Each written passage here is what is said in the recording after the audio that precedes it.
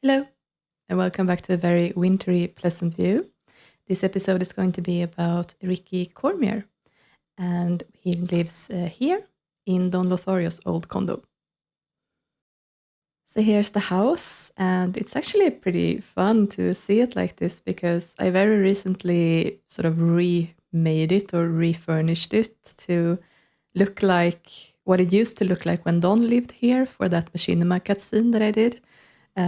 But of course, it looks very different now that Phoenix and Ricky have taken it over. I mean, the layout is still the same, of course, but I mean, they have certainly put their own touch on this. And I think I also moved the door. So, I mean, I think this makes more sense anyway, that you come into the bathroom from this side. But yeah, otherwise, looks pretty much the same with things in different parts here. And of course, Ricky has a little toy here for Hope when she comes to visit.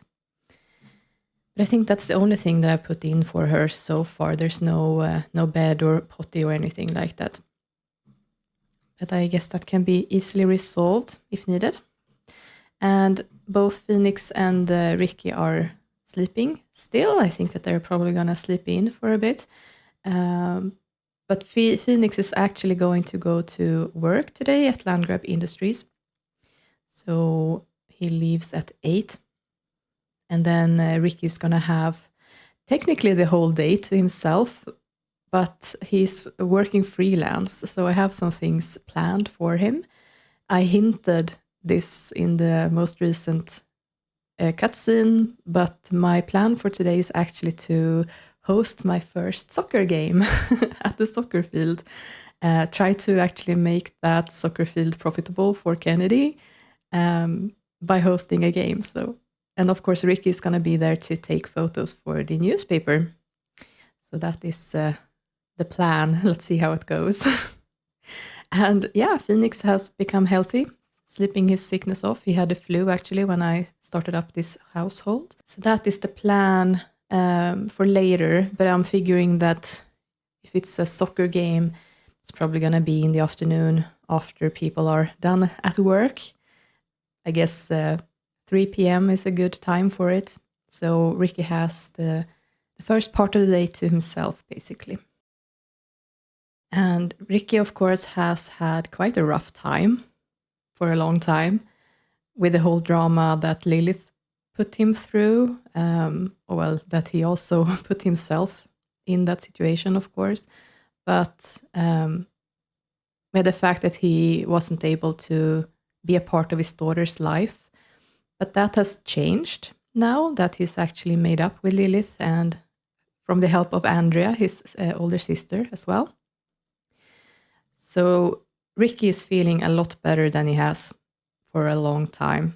And I think that things are pretty much back to normal for him. And he's taking on the responsibility of being a father for Hope very seriously. And I think that he has her over quite a lot and spends as much time as he can with her. Of course, he doesn't have shared custody or anything like that, so she doesn't live here with him, really. I actually can't see how that would be possible with their, with the layout of this house, the way it is currently anyway. And I don't think that I want to change the layout either, because I just want to sort of maintain the integrity of this house, if that makes sense. So if that would ever be something that I want to add for him in the future, that he has her like every other day or something, then I think that he would have to move somewhere bigger, because I don't want to start to mess with adding in rooms and such here. I thought about it, but yeah, that's where I landed on that. Phoenix, you actually have to get up now, because the carpool will be here in 20 minutes. He has some moments here to snuggle, at least. Phoenix, I think, is taking this whole change with Lilith, getting back into their lives, not that well. I think that he's proven to be quite jealous of Ricky, like protective and liking having him to himself, even though he himself is also, you know, flirting with others. I think that there's something special about Ricky and this relationship that they're having. He was Phoenix's first like strong contact in this town, and so some error apparently. Yeah, so he's still furious with Angela. Okay, there's some errors here. Let me take a look at what they're trying to do. Okay, yeah, it's plants. This has started to happen for me after I changed out my gardening mods, and I think it has to do with weeds somehow, or flowers. So I don't really have any. Oh, maybe I do actually. Do I have flowers here? So I think maybe I can just change these out and see if that resolves the problem. Because these ones are like, you have to maintain them. So I guess maybe those are part of the problem, because I don't think I have anything else here that they need to like cut hedges or water flowers. Yeah, let's see what happens now. No, it still happens. Okay. I guess I can also try to change these out. I don't know if they are, I mean, these should just be decorative though, so it shouldn't be these. I can do this anyway. And then I guess I can get rid of the leaf piles, if that has something to do with it. Here's another one. I think those are everything. Just taking a look if there's any stray weeds here anywhere. These look like weeds, but they're actually just like grass, decorative grass to cover up the pool tile that I have here, hidden beneath. So, yeah, let's see if that works. Okay. Well, if it's not that, I guess I can try to change out the shrubbery as well.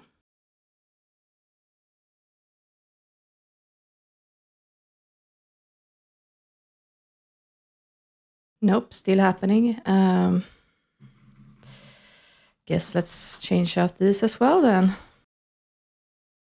And there were also some over here. I can do this.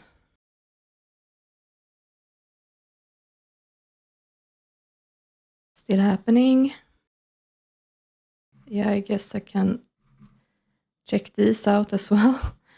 The ones that I didn't think were affected. No. Okay, well, oh, is this like floating in the air? I mean, it looks like it is. Yeah. That's better.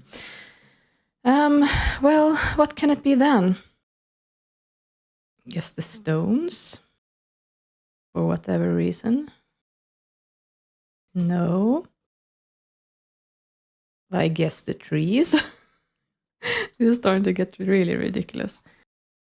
Can't I just change out my mods in peace for this not to happen? Let's see. I think that's poking into the house now.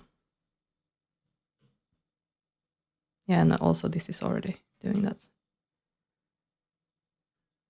Okay, yeah. I literally changed out everything now. I wonder... I feel like I was able to solve it somehow a while ago when I had this, but I don't remember what I did. Okay, so I've changed out everything that's like in the garden now, so it can't be, well, it still can be, of course, because everything can happen, but I guess it's not that. Well, troubleshooting wasn't exactly what I wanted to start this out with. There's nothing else here right now. What if I reset sim? Didn't help. Let me check the logs again. The only thing it says is plant grass small. Plant grass small. Is this grass small? It is grass small. Let's just remove them completely and see if that fixes it. Yes, it did. Okay. And can I add them back now? Or what is going on? No, not here. Or is it going to freak out if I use that one? Yes, it will actually. Okay. Well, I guess I'm not using this anymore then. That's annoying. Well, can I somehow cover the pool tile up here? I think maybe if I put that one more like that, and then put that one there. Is that fine? Yeah, I think that works. Okay, well, that was that eventful morning. Phoenix has left for work now then, so yeah, I think that Ricky, just have your morning, make some breakfast, and then let's get this started. What has happened here? Oh, where did it go? Wasn't there an OMSP here? Okay, let's bring out the painting that can make them visible.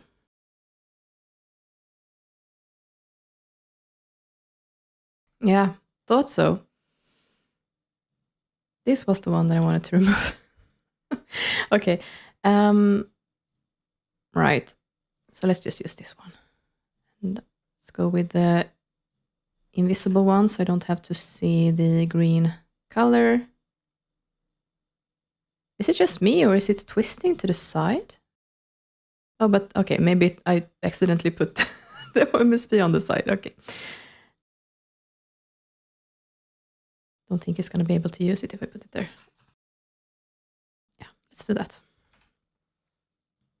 And then make all OMSPs invisible. There we go. Great. So, breakfast. Let's just grab a sandwich. And let's see. So, no snow so far. But maybe that's coming. Yeah, this is really poking out into the street now, isn't it? Yeah, that's better, I think. Yeah, so I completely lost my chain of thought here. But what I was going to say anyway is that I think that Ricky is back on track, really. He's starting to get his life back together. And I also think that he's been contemplating the request that Sophie Miguel had a while back, that she and Lauren are looking for someone to, donate sperm so that they can have a child. And Ricky's lifetime wish is to have 6 grandchildren. This, if he does this, is not going to technically be his child. Like the game is not going to recognize that child as his, I don't think, at least.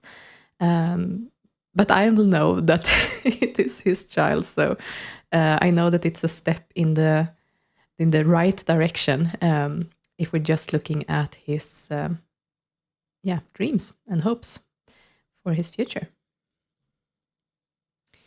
So they are not like best friends or anything right now.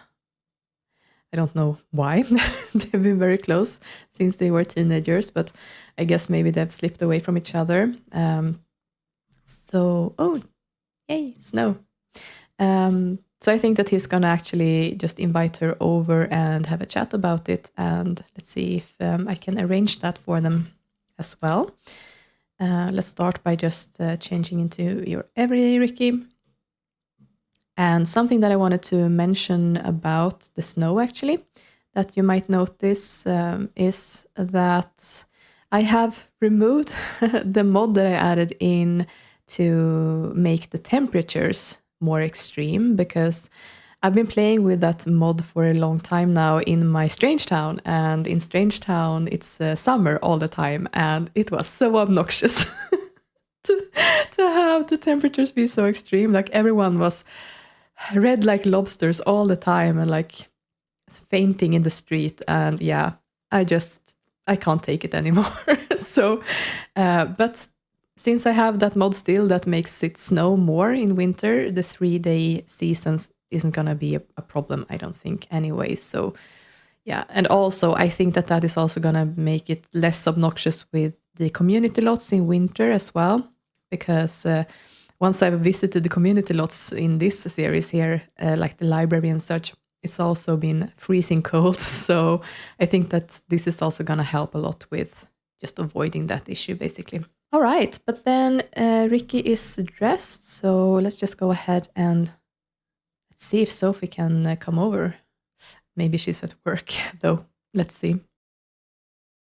Yeah, she's at work and she's not going to be home until 3, which is not going to work with the schedule at all, because he's going to have to be at the soccer field at 3, and then something's happening after. I actually think that Sophie starts work at 9, so I could say that she is going to just come in late to work today, so that she can meet up with Ricky before then.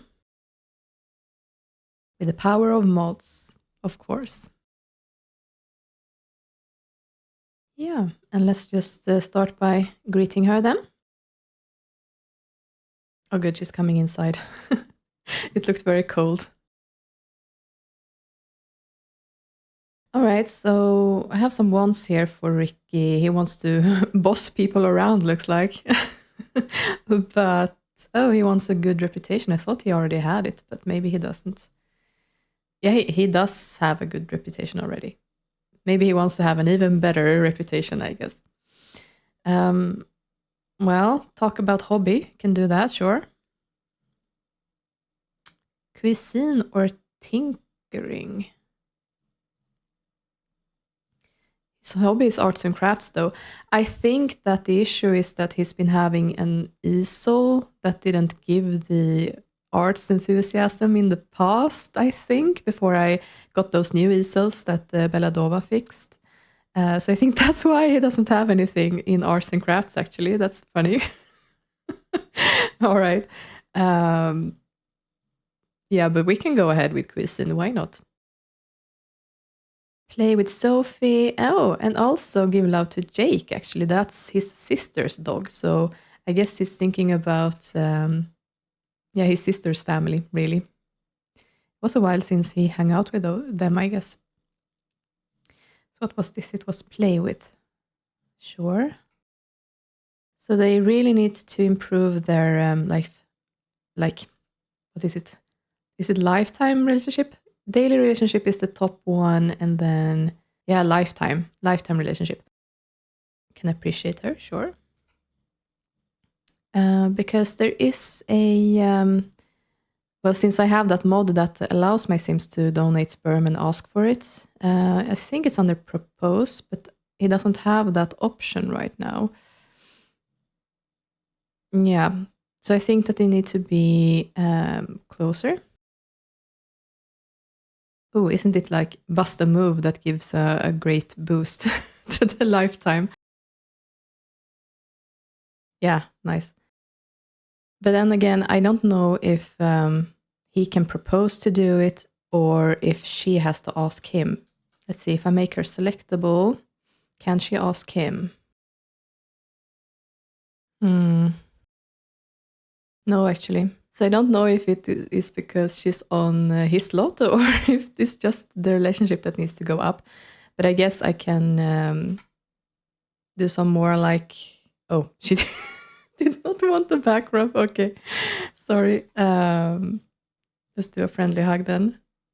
Try to just bring that lifetime friendship up a bit. And we have a chance card for Phoenix. While sorting the mail, a letter falls out of an envelope and lands on the ground. It says that Landgrab Enterprises is about to buy Right Way Toys. Phoenix could act quickly and take the investment opportunity himself, or arrange a meeting with his boss to pitch the stock purchase proposal to the company. Well, it is already Landgrab Industries, but this is apparently Landgrab Enterprises. So I am guessing it's like a family member of Malcolm's then. No, I mean, Phoenix isn't savvy at all. And I think he wants to be in Malcolm's good graces. So I think that he would just bring it to Malcolm's attention. So tell boss. Phoenix's boss is impressed with his presentation and informs the CEO of Phoenix's investment plans. When news of the takeover spreads to the public, the investment in Rightway Toys makes the company a small fortune. Phoenix receives 1 charisma skill point and is promoted.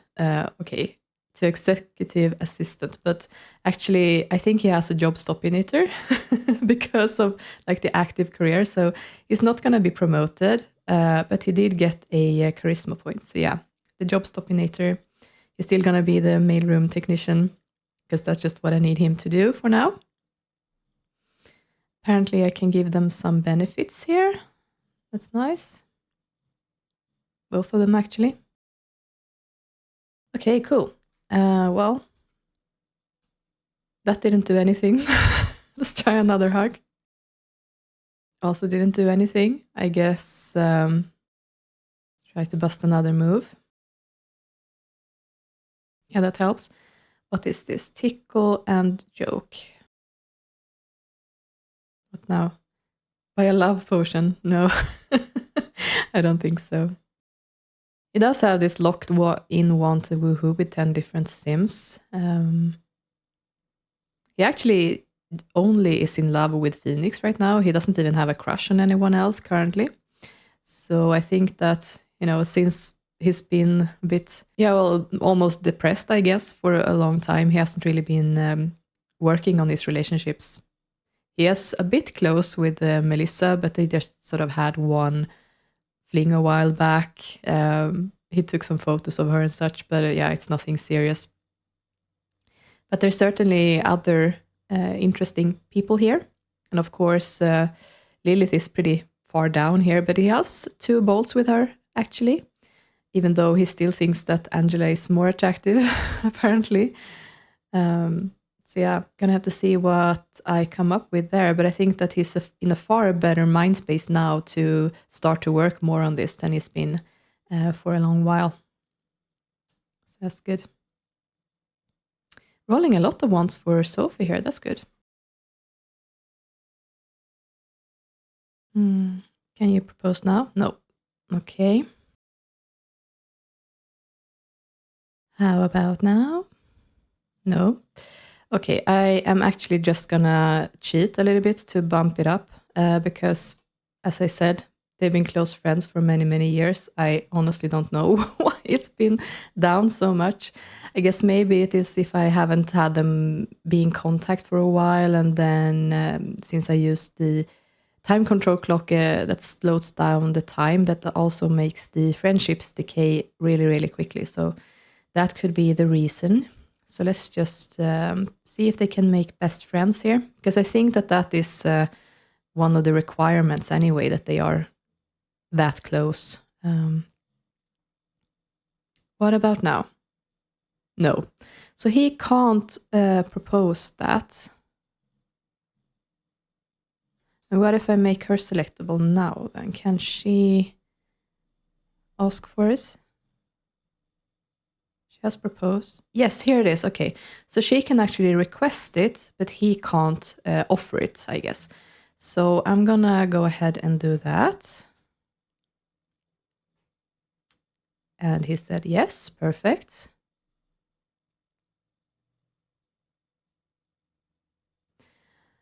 Right, so I have to select the sim who's going to be the second parent, and of course it's going to be her wife.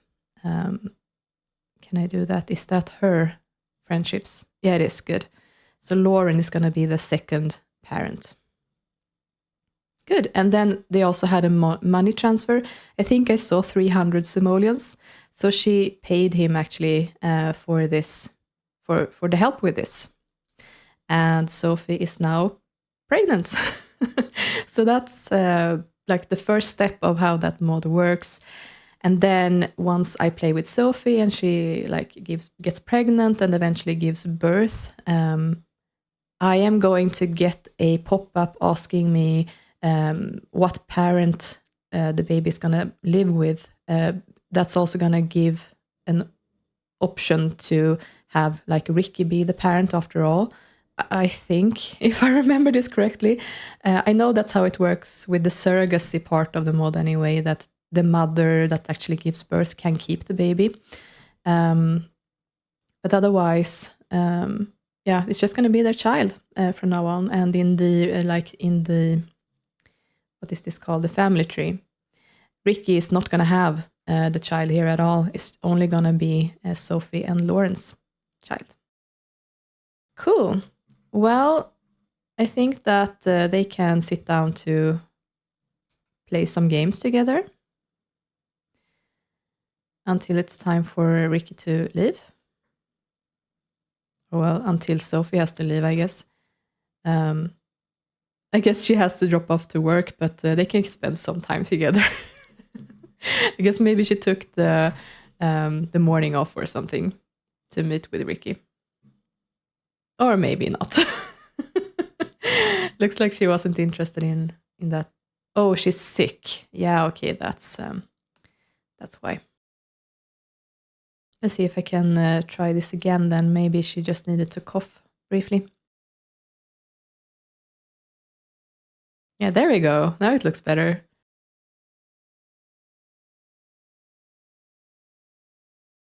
Looks like Sophie's done. So yeah. I think it's actually about time for her to leave anyway, so we can have Ricky say goodbye to her. And he doesn't really need to eat yet anyway.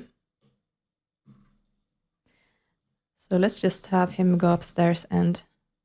Yeah, this is Phoenix's painting, so he can start on his own. Paint still life, yeah. Let's go with that. I can take a nice photo of the winter scenery or something. So what should we do? Maybe something like this with the water as well.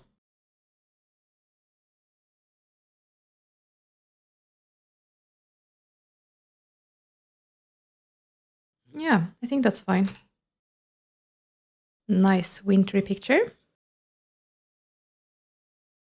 So yeah, this should also start to build his hobby enthusiasm. Still can't believe that he has 0 in arts and crafts.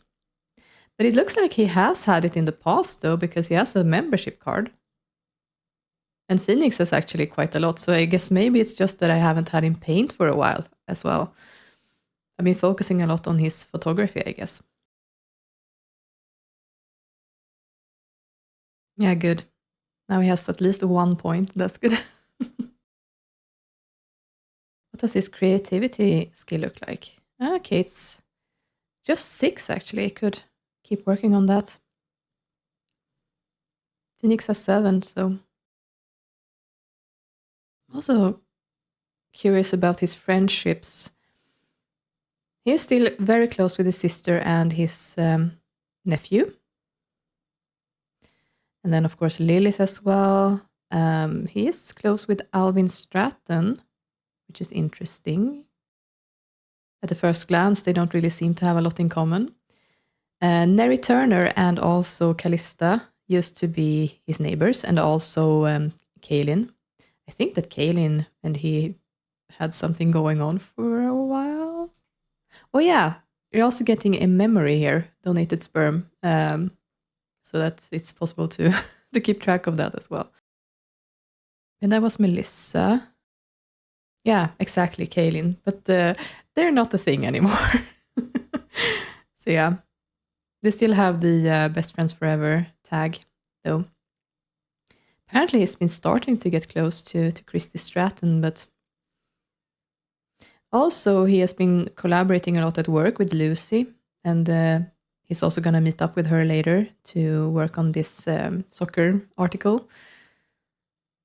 So actually, I think I might want to develop that friendship more if I can. So I think maybe that's a good idea to do here now before he leaves, to just call her up and agree on a few things.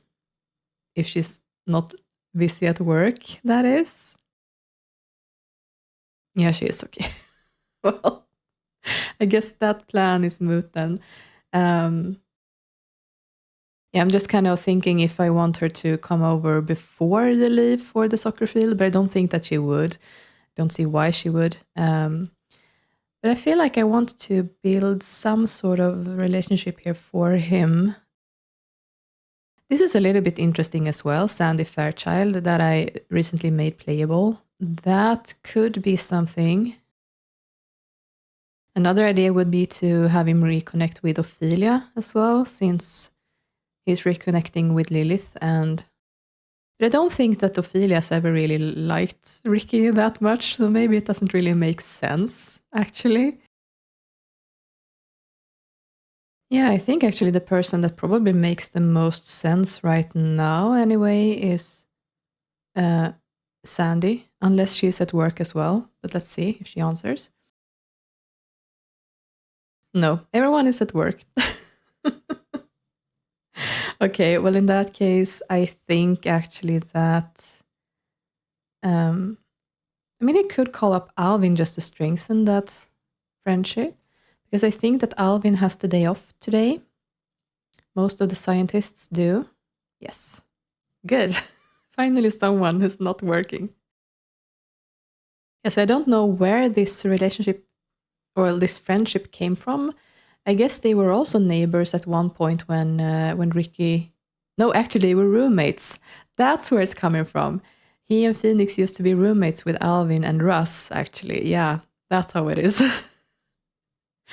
Now I remember. It was before he moved into that previous apartment that we saw him at. I guess there's a lot to reconnect about. Alvin has had his own child, after all, with Russ, and also they are now engaged. So that's also changed with their relationship. Oh yeah, Ricky taught Hope to walk, I think. Yeah, he did. I guess he's very proud of that. As he should be. Well, it's starting to get close to 3, and I think that he needs to eat something before he leaves. Yeah, let's just go with this quick canapé. And then I think he needs, a shower maybe. Thinking about marriage. I guess maybe Ricky is sometimes thinking about what his life would have looked like if he actually had married Angela, how different it would be. But I think that he would probably have been very miserable. Not that his life has been easy by any means, but I think that if he would have actually married Angela, that would have gone downhill very quickly. So there we go. And then let's just pop him in the shower.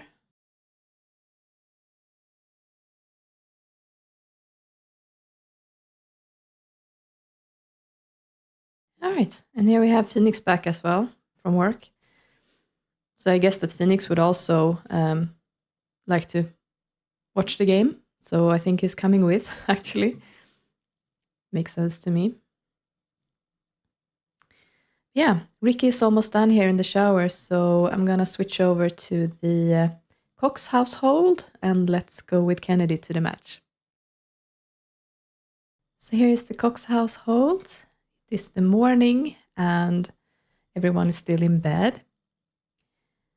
And well, Kennedy technically has this day off as well, just like Ricky does. But I'm thinking that he's not going to work today. He's just going to go to the field to like host the game, and then that's going to be it. So I'm going to spend the morning here, together with Kennedy.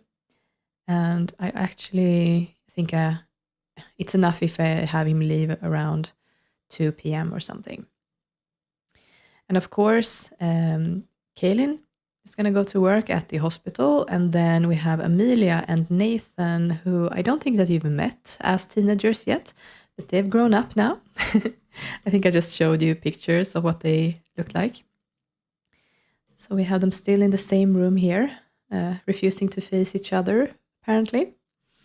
So Amelia randomized as a popularity sim, and Nathan as a fortune sim. And there's several of the household members here who wants to get a kitten, and I've locked that one in actually.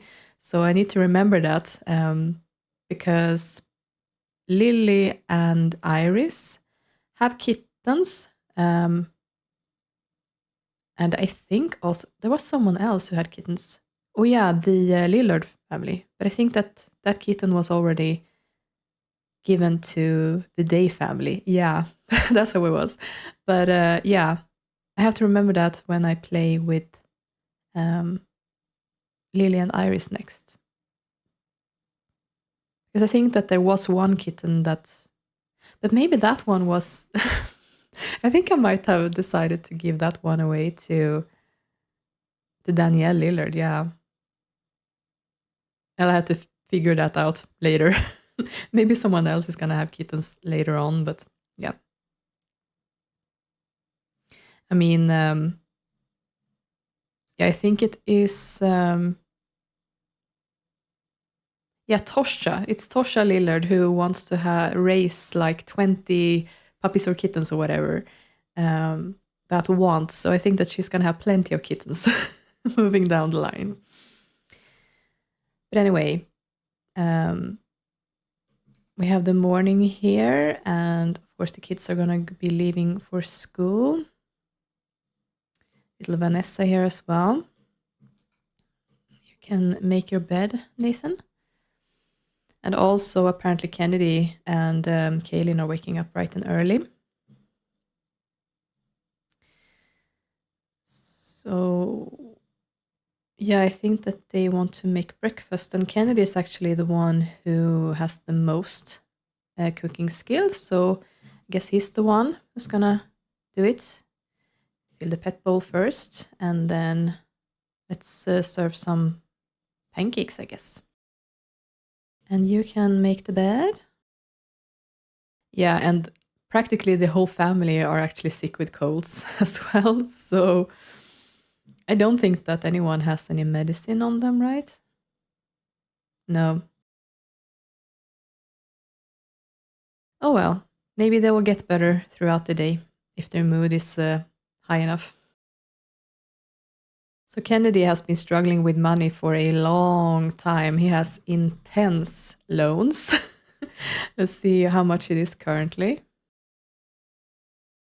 Yeah, okay. Yeah, it could be worse, but I think that he has actually paid back a little bit recently, but it's still a lot of money that he owes.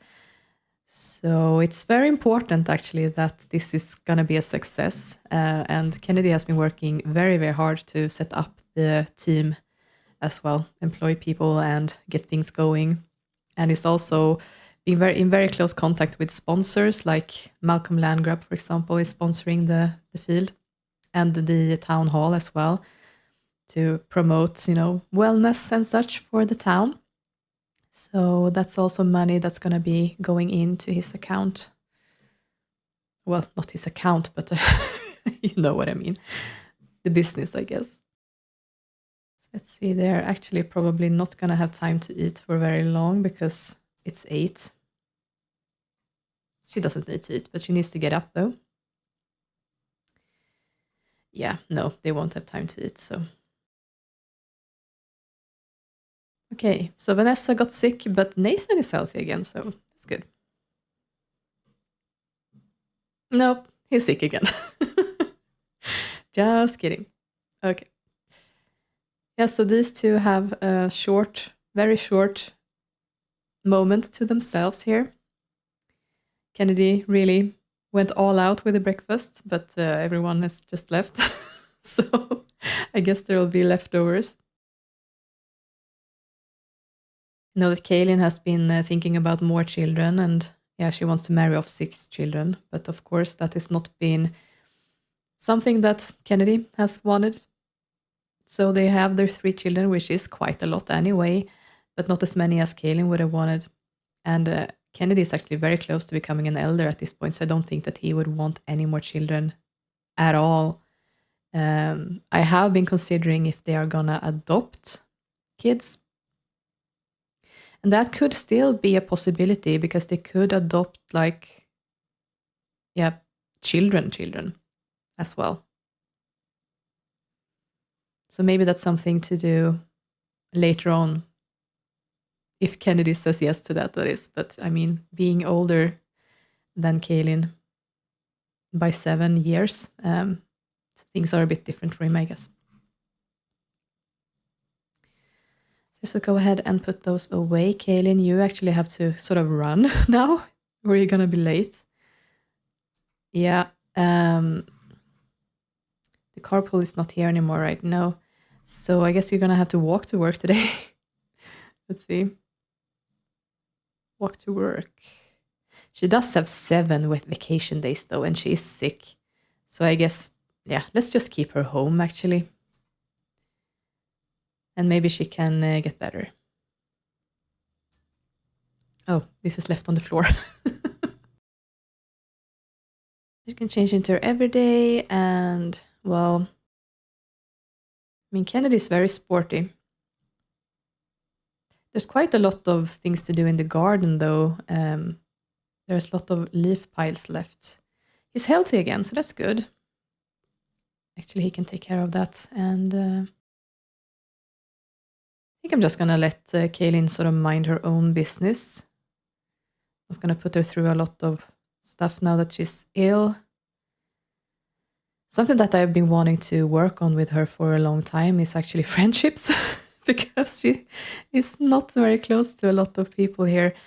She has grown close with Christy Stratton, her neighbor. That makes sense.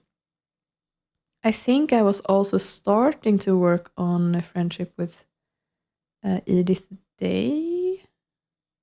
Yeah, but they're not close at all now. And I think Edith is probably at work. Or maybe she isn't actually. Is she working night shift? I could actually have her try to call up Edith and see what happens. And we have little Oscar, 13 days old. Oh, she was actually home. Nice. Then they can catch up. And she put down the newspaper on a very bad spot. I think I need to put down a surface blocker here. We can have this one. Don't I have like small OMSPs here? I thought I did. No, I guess I don't. Let's put that down now then. Yeah. So I just want to put in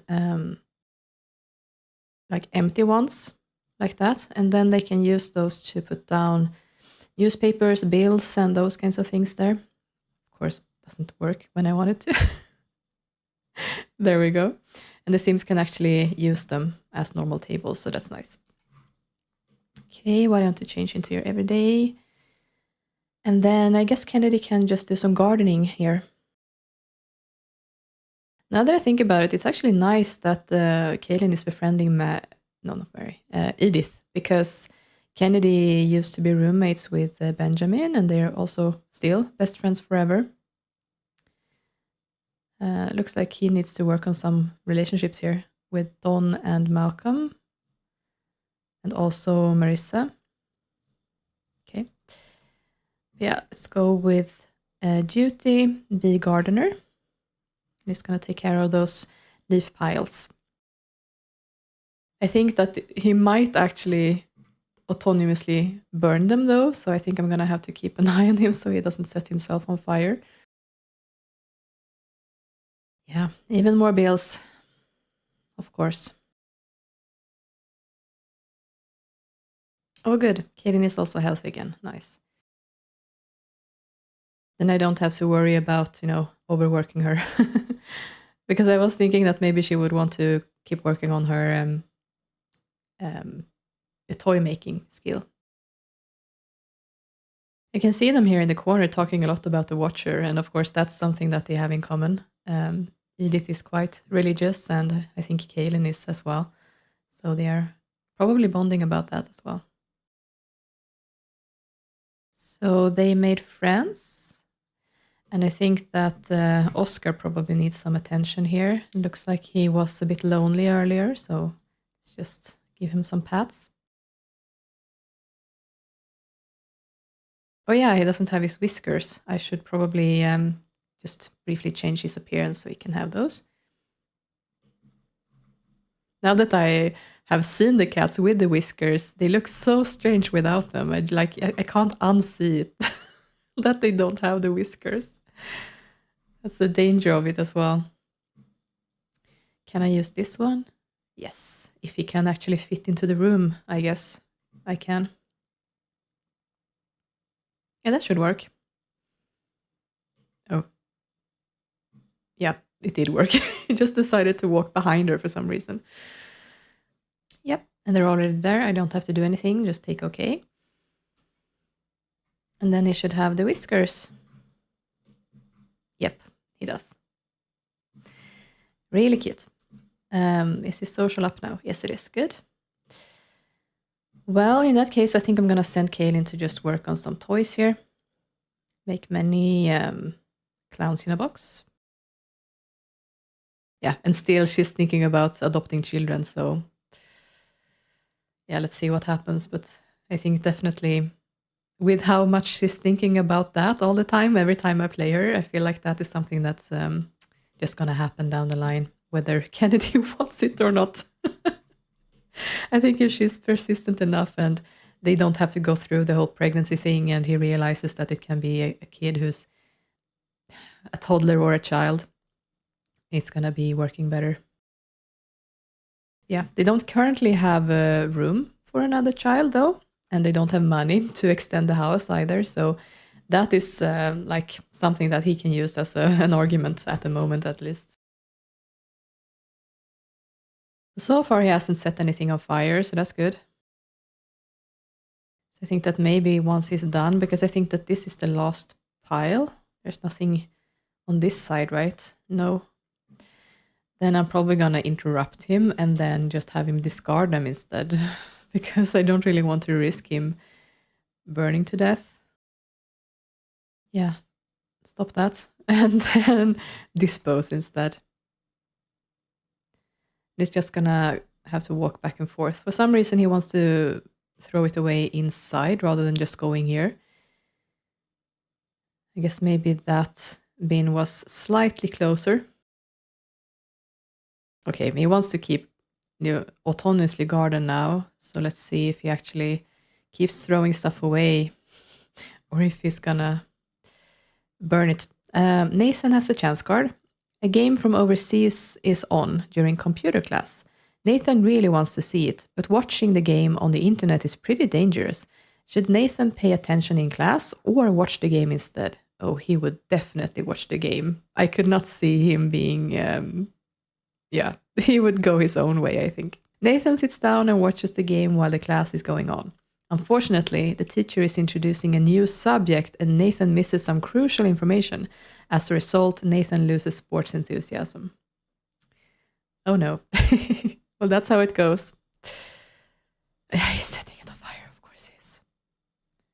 Well, as long as I keep an eye on him, I guess.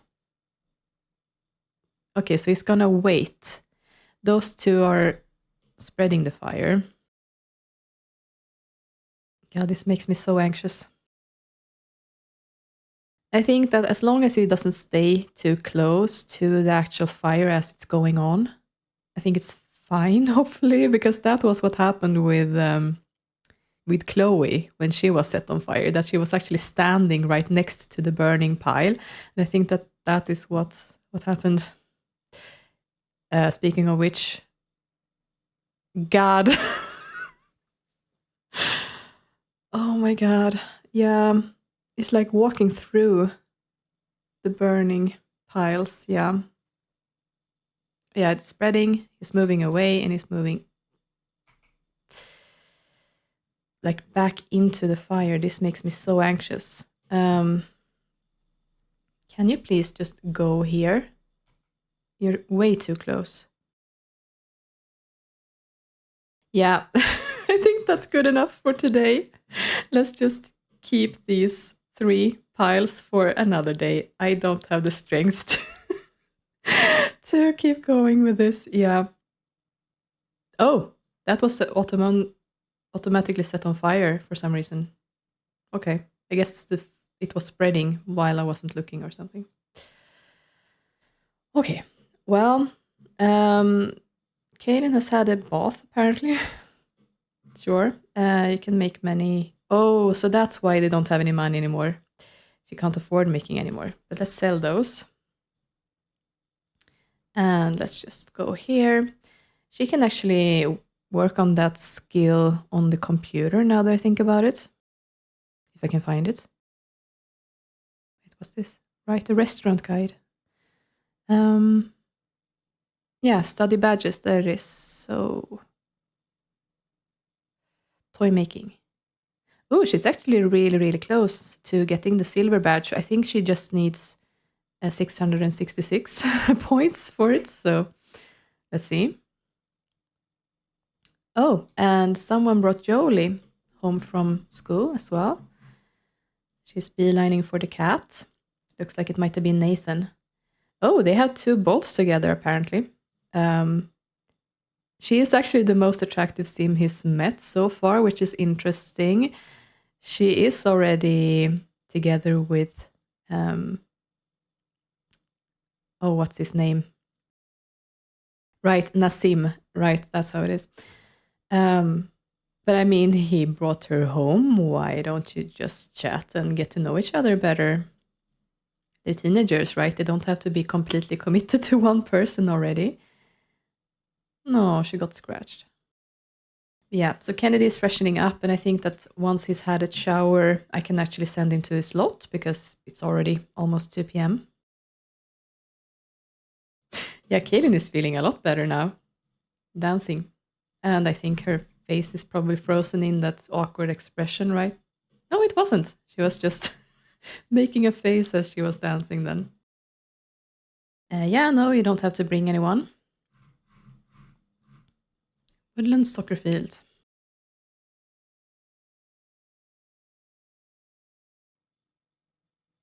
So here we are. Very good. All right. Well, first things first, this is one of those days that it's actually going to be open. And I guess he must have not closed the business when he left last time or something because it was already open. That's weird.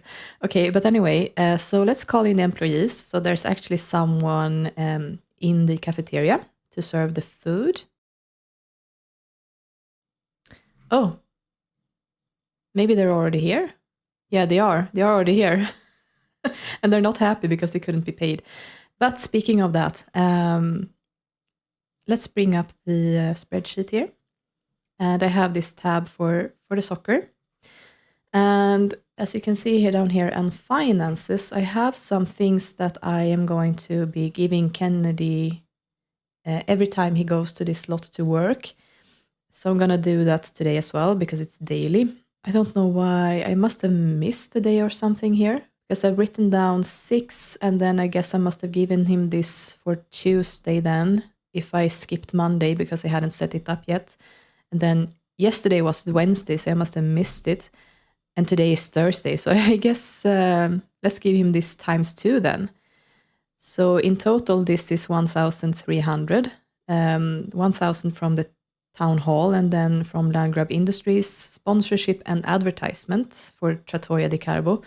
That isn't technically set up yet, but let's just say that it is because my idea for that was that there was going to be like, maybe I can create my own match gear or something, but that on the soccer players' match gear, that there's going to be the logo for Landgrab Industries and probably some banners around the field as well and some advertisements here and there.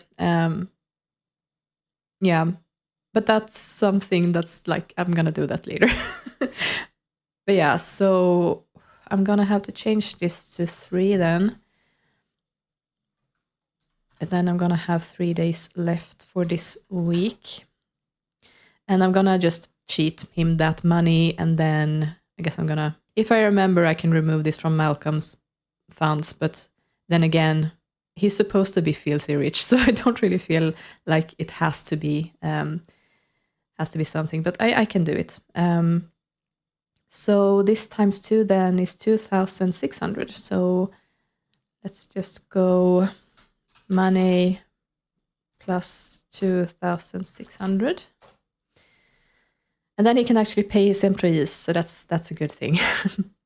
And besides that, then he doesn't have to do that.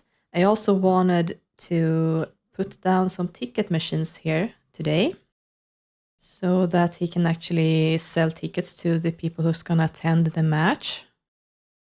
I thought the ticket machine was here. Is it under electronics maybe? Yeah, here it is. Okay, so it's 500 simoleons. Let's put down at least 2 of them. Great. And yeah, set price.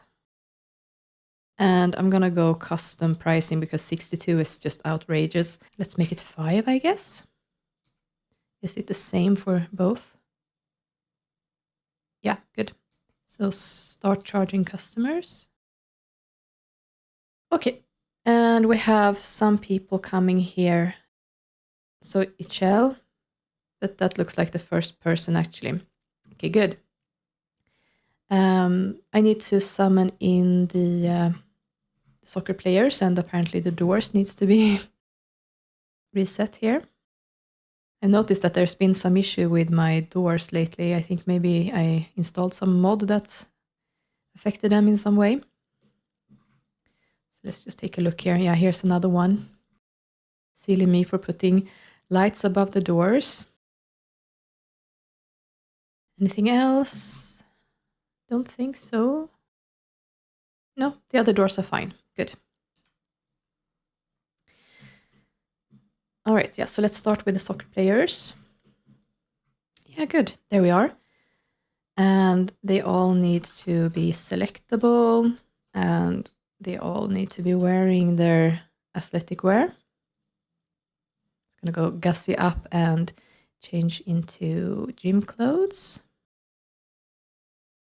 There we go. And I think maybe I have to like grant free entry to them because otherwise I'm gonna have issues. So Zackery, Mike, Gabriel, Dismas, and Cristofer. Good. Yeah, so they're in their match gear. Perfect. And yeah, I think I'm gonna turn off free will here as well because just temporarily, because otherwise things are gonna be very, very messy, I think. So let's just have them walk out here onto the field, or maybe they should just be, let's have them walk into the locker room, the men's locker room. That makes more sense actually. And then Kennedy can have a little pep talk for them while I work on the visitors. Of course, some are gonna be arriving autonomously, but someone is missing. Oh. Can you go here? You don't have to take the long way around. Okay, good. Everyone is in the locker room. And yeah, so I don't know exactly how this will work. My idea was to sort of get people in here and then put them up on the stands and probably like have them watch TV or something, but I don't know how this will work when maybe I should just grab them and have them sit down. That's fine enough. So let's start with that this time anyway. So I'm gonna go ahead and start summoning people in here, and of course need to have Ricky and Phoenix to start up, and also Lucy. And I don't think I need to have them selectable all the time.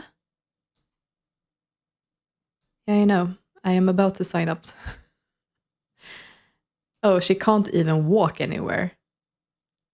Okay, I guess just sign up. I can keep summoning people in. So yeah, of course, Malcolm would be here. And I think also Dina. Just to support Gabriel, of course, but also Malcolm's investment in this lot. I think I just have to space it out a bit because otherwise, yeah, this is going to happen. That is happening to Lucy right now. Okay, good. And no, actually, I think I probably have to keep them selectable now that I think about it, because otherwise, free will is gonna be on again. So, yeah, right. So let's just start setting some people down here. I guess the journalists are gonna want to be close to the action. So I'm gonna put down Ricky here, and Lucy can be here, and Phoenix can be in the middle. And I guess the land grabs can be up on the on here. Of course, Kennedy. Yeah, well, they're still in the locker room. Right. The others can do whatever they want, I guess. Let's see. So let's just keep summoning some sims in here. The Pleasants are going to be here, of course. Daniel is an old soccer star after all, so goes without saying. And Angela wants to support Zackery, of course. Don't think that Jennifer would be here, though. Good. And then, yeah, the Pleasants can be here, I guess. Oh, there's just 2 seats on this. I see. Well, in that case, Lucy, can you sit here instead? So that Phoenix can actually sit next to Ricky. Well, that works fine. And Angela can be here then. Yeah, and some more people. Yeah, I think that Don and Nina would be here as well. Yeah, John and Brandi I can see being here. And of course, Mike is going to play, so that makes sense. And Dismas as well. Trying to keep track of everything here. And, well, I guess Nina is going to sit here a bit awkwardly, since Don is probably not going to want to sit right next to Malcolm. I think that John can sit next to Lucy, your daughter. And then Brandi can sit there. Speaking of Dismas, of course, his sister is going to want to be here as well. Even if she doesn't particularly like soccer, I'm sure. She's going to want to support her brother. Guess she can sit right there. Oh no, I need to have her sign up first, and then she can actually sit down. And who else? Yeah, I think that the Goths want to be here too. Oh, Cassandra doesn't need to be wearing that though.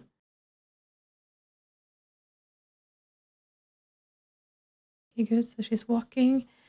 And I think I'm going to start to fill up this side. So Hekeba can sit there.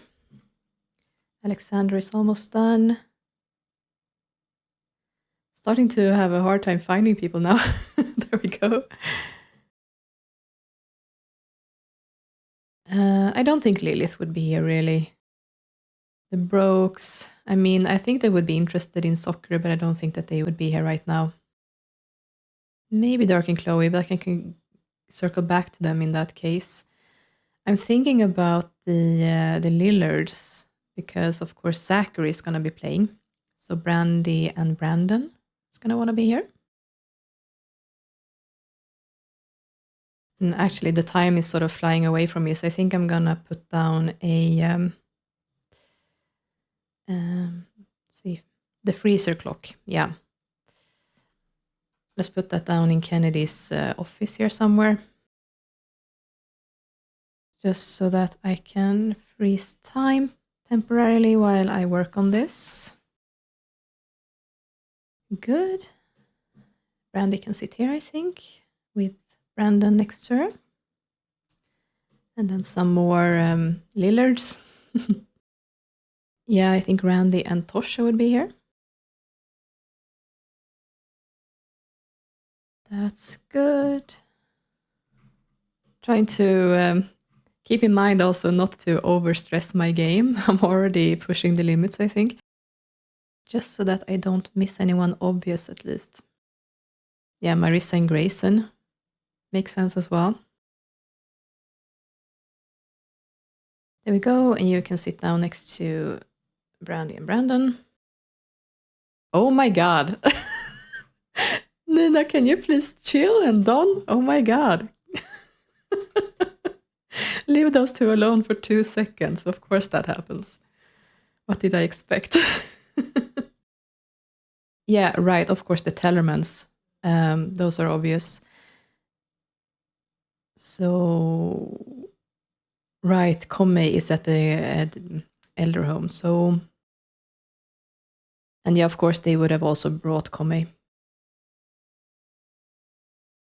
Right, and you need to sit down. Think they can be next to the goths here. Oh, LaShawn is taking the long way around. I'm just gonna pop her out here. Good, and...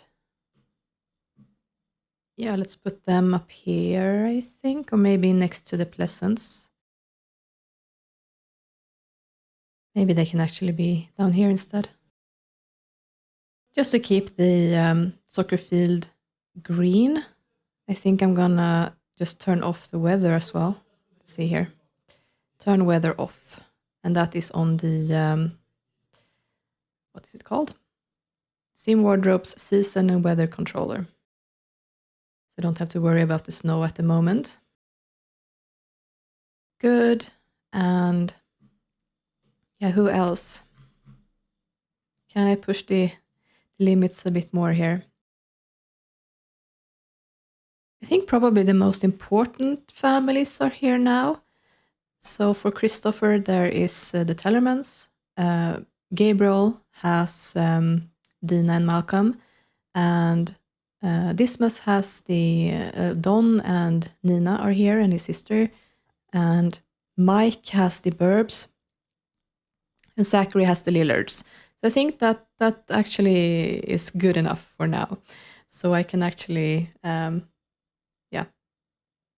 I still have the audience here, and there are some people buying tickets while this is going on. But I think that this amount of Sims is good enough, because I'm also going to have to summon some people in as well.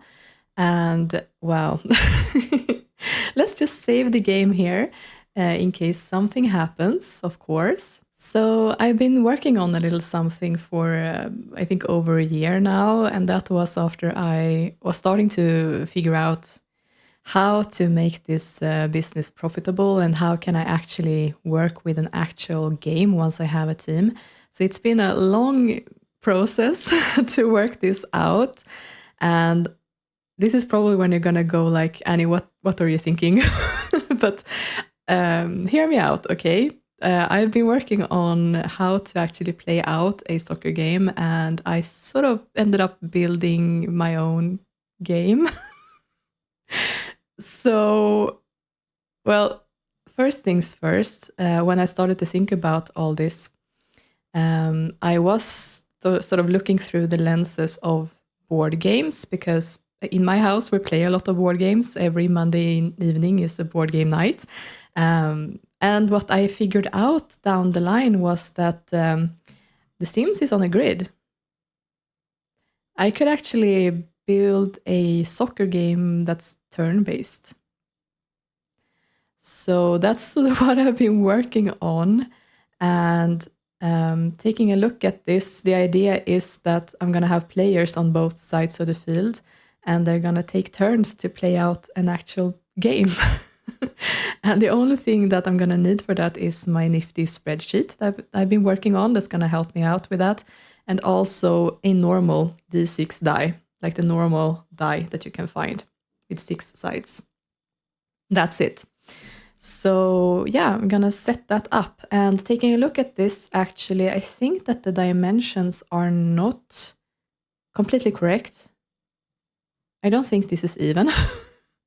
If I look at this is 7 as it's supposed to be, but this is just 6. Yeah, so I'm gonna have to start with just making sure that this is correctly spaced out. And I'm also, since I have the quarter tile cheat on, I'm gonna have to turn that off when I start doing this, because the Sims are only allowed to move from tile to tile, so to say. They can't move quarter tile.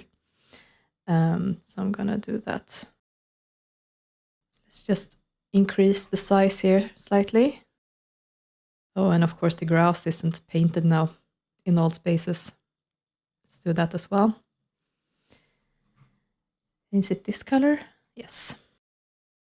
So actually, when I did this, I painted it using floor tiles to make it completely straight, but let's just sort of fill in the gaps here.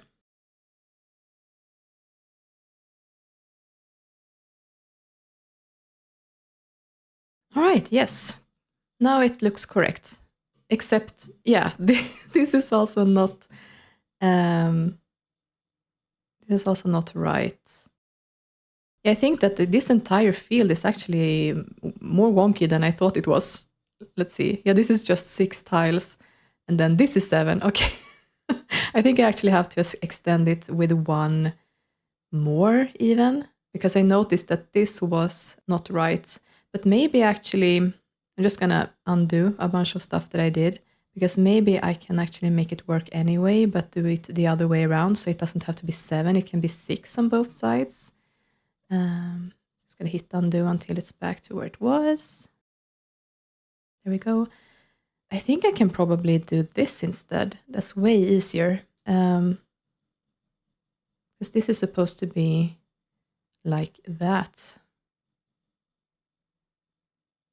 Yeah, good, because now I have 6 on this side, 6 on this side, and then this is also lined up. Okay, good. That actually was the better solution. But I'm gonna have to also take a look at my my match sheet here.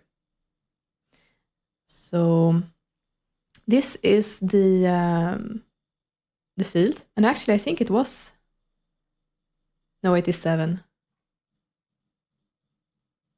Yeah, so I've actually had the field be a bit bigger when I've been working on this, but I guess it's fine. Can make it one tile smaller. Maybe I can actually just do that here. So delete this one and just delete this one. Yeah, then we have this size of field. Good. So this is where the players are gonna start, and of course I'm gonna have to have an away team as well that they can play against. But it's built up of positions. So we have forwards, midfielders, defenders, and goalkeepers. And this is the positions where they're gonna start at the start of the game. So we're gonna have a kickoff with the away team, and then the other team is gonna wait, the home team. And this is the madness that I've been working on for over a year now. And, well, long story short, basically you fill out the mechanical skill, the charisma skill, and the body skill of the sim. And then that is gonna automatically take out what they have in movement, power, attack, and defense. And those are gonna affect how the game is playing out. And of course, as is the goal of real soccer, you are supposed to score goals and win the game for your team. And there's going to be 10 by 10 rounds. So it's going to be a first half and a second half. And I'm going to keep track of how many goals they've made. And there's a bunch of rules that you see here to the side. But I think maybe it's better that I just show you this and not go into too much detail. And you'll probably learn along the way. And I've also built it up in such a way that the away team is just having by default 5 points in everything because of the league that they're in. So we're now playing in the minor league because they are employed as minor leaguers, my sims. So that is where they're gonna start, and let's see how they do against opponents with those skills. And then the next step is rookies, starters, all-stars, MVPs, and superstars. And those are actually the career levels that you have in the athletic career. And yeah, that decides how difficult the opposing team is, basically. So I'm gonna start out by just adding in the skill levels here. And I preemptively put Gabriel in the forward position, Dismas and Mike in midfielder, Cristofer is defender, and then Zackery a goalkeeper. I'm going to take a look at their skills, where they actually are, if I want to change this around somehow. But let's start with this and see how it is. So can I somehow do this so I have it simultaneously? I think maybe. If I go back here, and then I'm going to take a look at, let's start with Gabriel, what his skills are. So I think that's actually going to be covered up by this. Yeah, it is. But if I do this, yeah, that works. So his mechanical is 3, his charisma is 2, and his body is 5. So not that high skills, actually. These opponents might be difficult for him. Then we have Dismas. He actually only has 1 in mechanical and 1 in charisma, but his body is 9. So he's going to have quite a lot of movement, power, and attack. That actually probably makes him a better forward than Gabriel, actually. Let's see what Mike has. Where is Mike? In the corner. So he's got 2 mechanical, 3 charisma, and 6 in body. So no, actually, I think that Dismas is better in this case then. All right. Maybe I can switch places with Gabriel and Dismas then. But let's take a look at Cristofer as well. So 2 points. Charisma is actually pretty high for him. It's at 5, and his body is 7, so he's quite good actually. His attack is really high. So he probably should not be a defender, now that I think about it then. Yeah, Gabriel is probably the best defender because he has the least movement, and the defenders don't need to move as much. And I think actually that probably Cristofer should be forward then, because he can move a lot more than the others. So yeah, all of them have quite low defense though. So you might be wondering, like, how did I make it calculate all of this? It's based on this formula that you see here. So this is just rounding, but I actually have a shadow tab here. So that's where the actual calculation is going on. So if you take a look at the first movement of Gabriel, then it is D5, E5, and F5 just added together and then divided by 3. So that is all of these skills divided by 3, then we get 3. And I have similar calculations for the others. This is actually adding together EFG. Yeah, so that is charisma, body, and movement, actually. Adding it together and dividing it. And then I think defense is similar to that as well. And then the goalkeeper is having its own settings, of course. So let's see what we have here. Where is Zackery? There he is. So he has got 3 points in mechanical. He's got 5 in charisma and also 5 in body.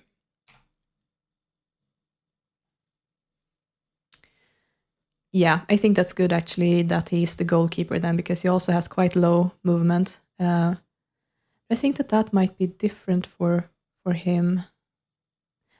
Anyway, I've decided that he's going to be the goalkeeper anyway. So I'm going to move things around a bit here. Let's just write that down temporarily here. So I'm going to move Cristofer to the top.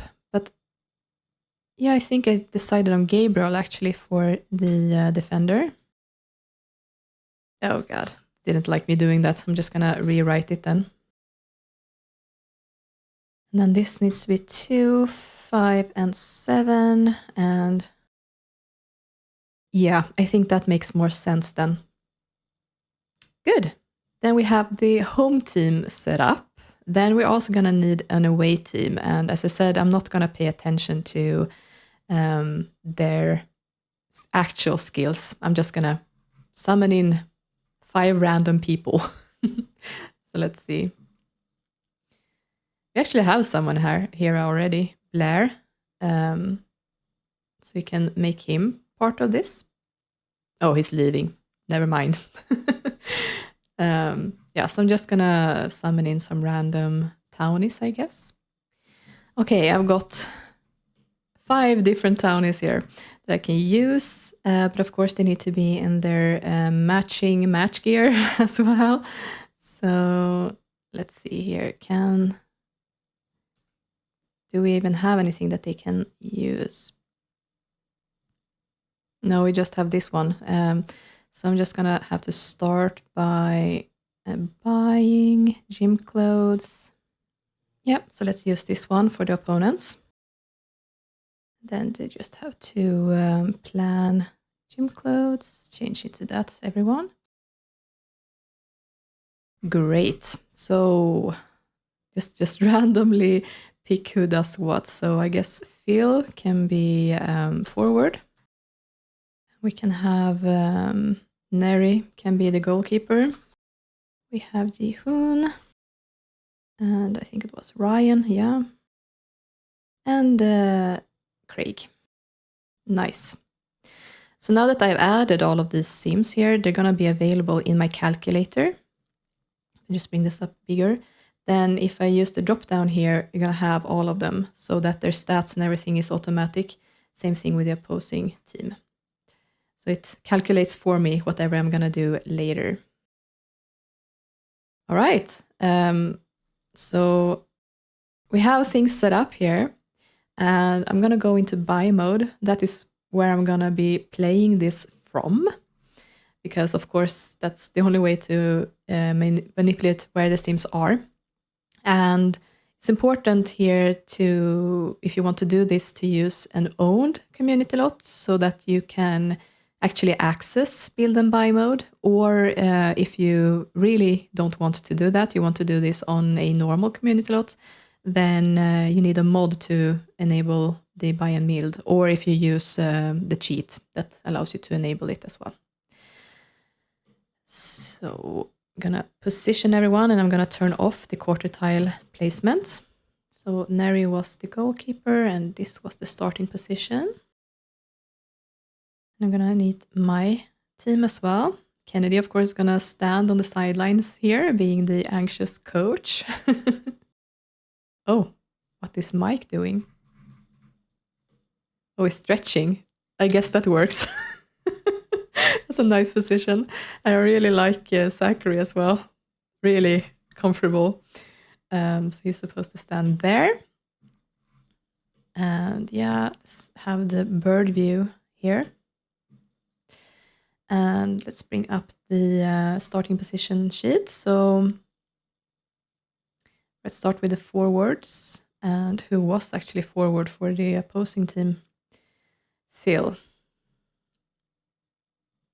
Yep, there's Phil. He's going to stand there. And then Cristofer is going to stand there. And Craig, I think, was the defender. I think this was the starting position. Yeah, Craig. Exactly. So there's this little dot that you can see here for the soccer goal. That is exactly 6 tiles away from the goal. So this starting position is 2 tiles away from that. And then these 2 are going to be, I think it was 1, 2, 1, 2. Need to double check this. 1, 2, 1, 2. Yeah, exactly. And same for this, I think, yeah. It's going to be there. And then 1, 2, 1, 2. So there we have everyone in their starting positions. But we're missing a football, right? So we also need that. And that is something that I have downloaded a while back. Don't know where I got it actually, but I have this soccer ball. Looks like it's from Veranka actually, converted from the Sims 3 University Life. So that's where I got this one. But yeah, I think it's technically possible to spawn it with, let's see here, spawn and the accessory sheet. Then you get the toy box that you can spawn a bunch of accessories with. And I think one of the things that you can get is a soccer ball from that. So you don't need to download anything if you don't want. But I have this one, so I'm going to use it. So I'm going to use the match sheet here, the scoreboard, to keep track of when everyone's taking a turn. So there are different rounds, and each half of the game is going to have 10 rounds each. And every single player is going to take an action once every round. So I'm going to cross them off here on the side when they have actually taken an action so that I can keep track of everything.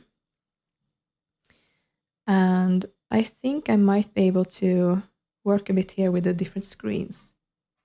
Okay, I've been playing around here with the different sources in my capturing the Streamlabs desktop that I'm using.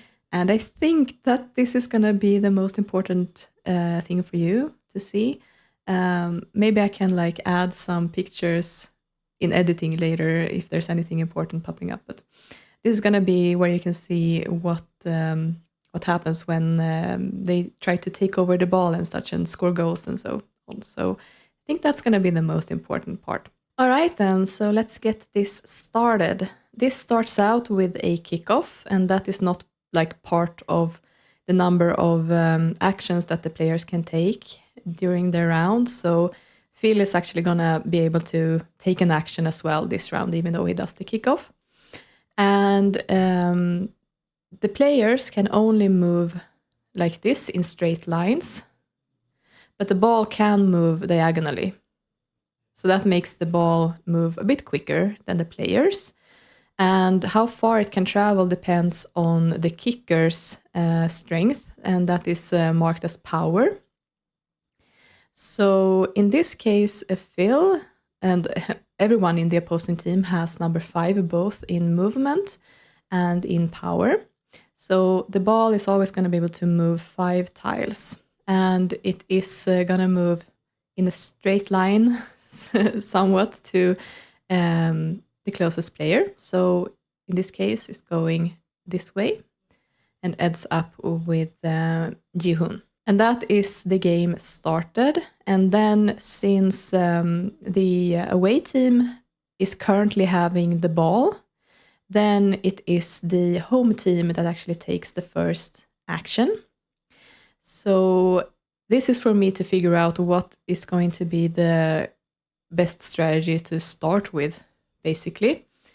But I think that I'm probably gonna start by moving some of the sims a bit closer. So I think I'm gonna start with having Dismas move, and he has 4 in movement. I'm gonna make a little X next to his name so I know that he's taken an action. And the players can move once in their turn. So they can, for example, move and then take an action, or they can take an action and then move, but they can't move, take an action, and then move again. So even if they haven't used up the full movement points, they can just move once. So I'm going to go 1, 2, 3, 4, and that's as far as he can go. And he can't take any action right now because there's nothing for him to do. So that was his turn. Then I'm gonna go to the opposing team, and right now it is Ji-hoon who has the ball, and he can move or he can pass the ball. I think that they still want to keep the ball with the team right now, so I think he's gonna pass it backwards to the defender. And again, it can move 5 tiles, so this was just 3 diagonal ones. And then he can take a move action if I want him to. And I think that I do. So he can move 5. So I think I'm gonna go 1, 2, 3, 4. And I think that's good enough. He can stand there probably. And that was Ji-hoon's turn. Then I think that I'm going to go with Cristofer. And he has 5 in movement. So he's going to go 1, 2. And he can't pass through opponents. He has to go around them. He can't pass through teammates, though.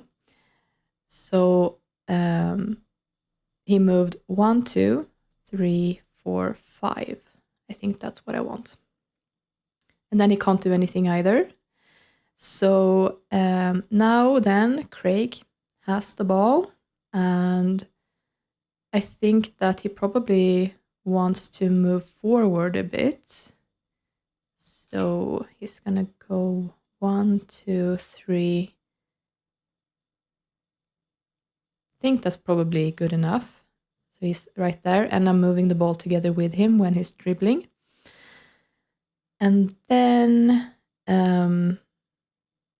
yeah, Ryan hasn't taken a turn yet this turn, so I think he's going to pass the ball to him.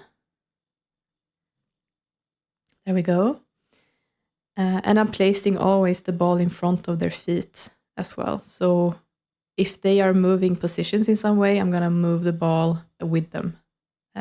But just turning another way doesn't count as a move action. All right, so that was Craig. And then I think I'm going to go with Mike, and he has 4 in movement. 3, 4. Yeah, I think he wants to push forward. So let's do that. And then I think we can take Ryan. So I think he wants to move forward here. And as soon as I can just do that now. Maybe it's not the best option for him, but I can do it now to show you what will happen. So as soon as he moves into a tile that's adjacent to one of his opponents, that opponent can attempt a takeover. So of course Mike is going to want to do a takeover. So that's what I use this calculator for. So in this case, I'm having on my home team that's marked with green, I'm having Mike, and then the opponent is Ryan. So I'm going to change that to Ryan. And then I can already see here that Mike has a number 2 here. And that means that I'm going to roll the d6, and he's going to need a result of 1 or 2 in order to be successful.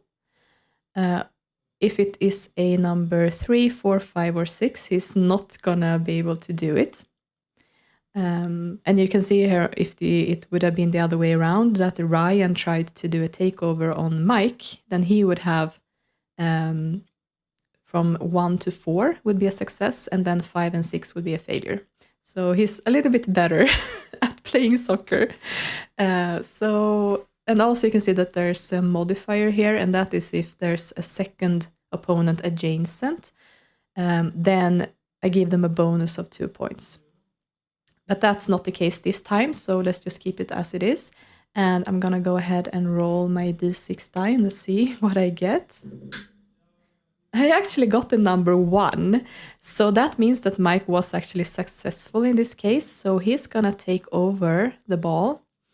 And what happens then is that he gets to do a free pass to a teammate if he wants to, as long as he can make that pass. He can shoot it far enough, the ball. And then the player that he took the ball over from cannot intercept that ball. So that is done on Ryan's turn here now then. So I think he's gonna pass it to Cristofer, actually, who's the closest to him. Because I don't think that he can make it to... Yeah, he can't make it to Gabriel. That's way too far off. And also, if he had tried to send the ball to Dismas, then it would have been passing adjacent to Phil, which would have meant that Phil would have taken over the ball automatically. So if you pass the ball and it's traveling in a line, that goes past through a tile that's adjacent to an opponent, that opponent will just take the ball. But in this case, he sent it this way to Cristofer, diagonally like this, and it didn't pass anyone except Ryan, who can't do anything about it. And that was actually Ryan's turn. He can't do anything more. So, yeah, next I have Gabriel and Zackery left on the home team. So, yes, Gabriel is going to just move forward, and he just has 3 in movement. So, 1, 2, 3. That's all he can do, really. And then actually Phil on the away team is next. And he is already standing adjacent to Cristofer.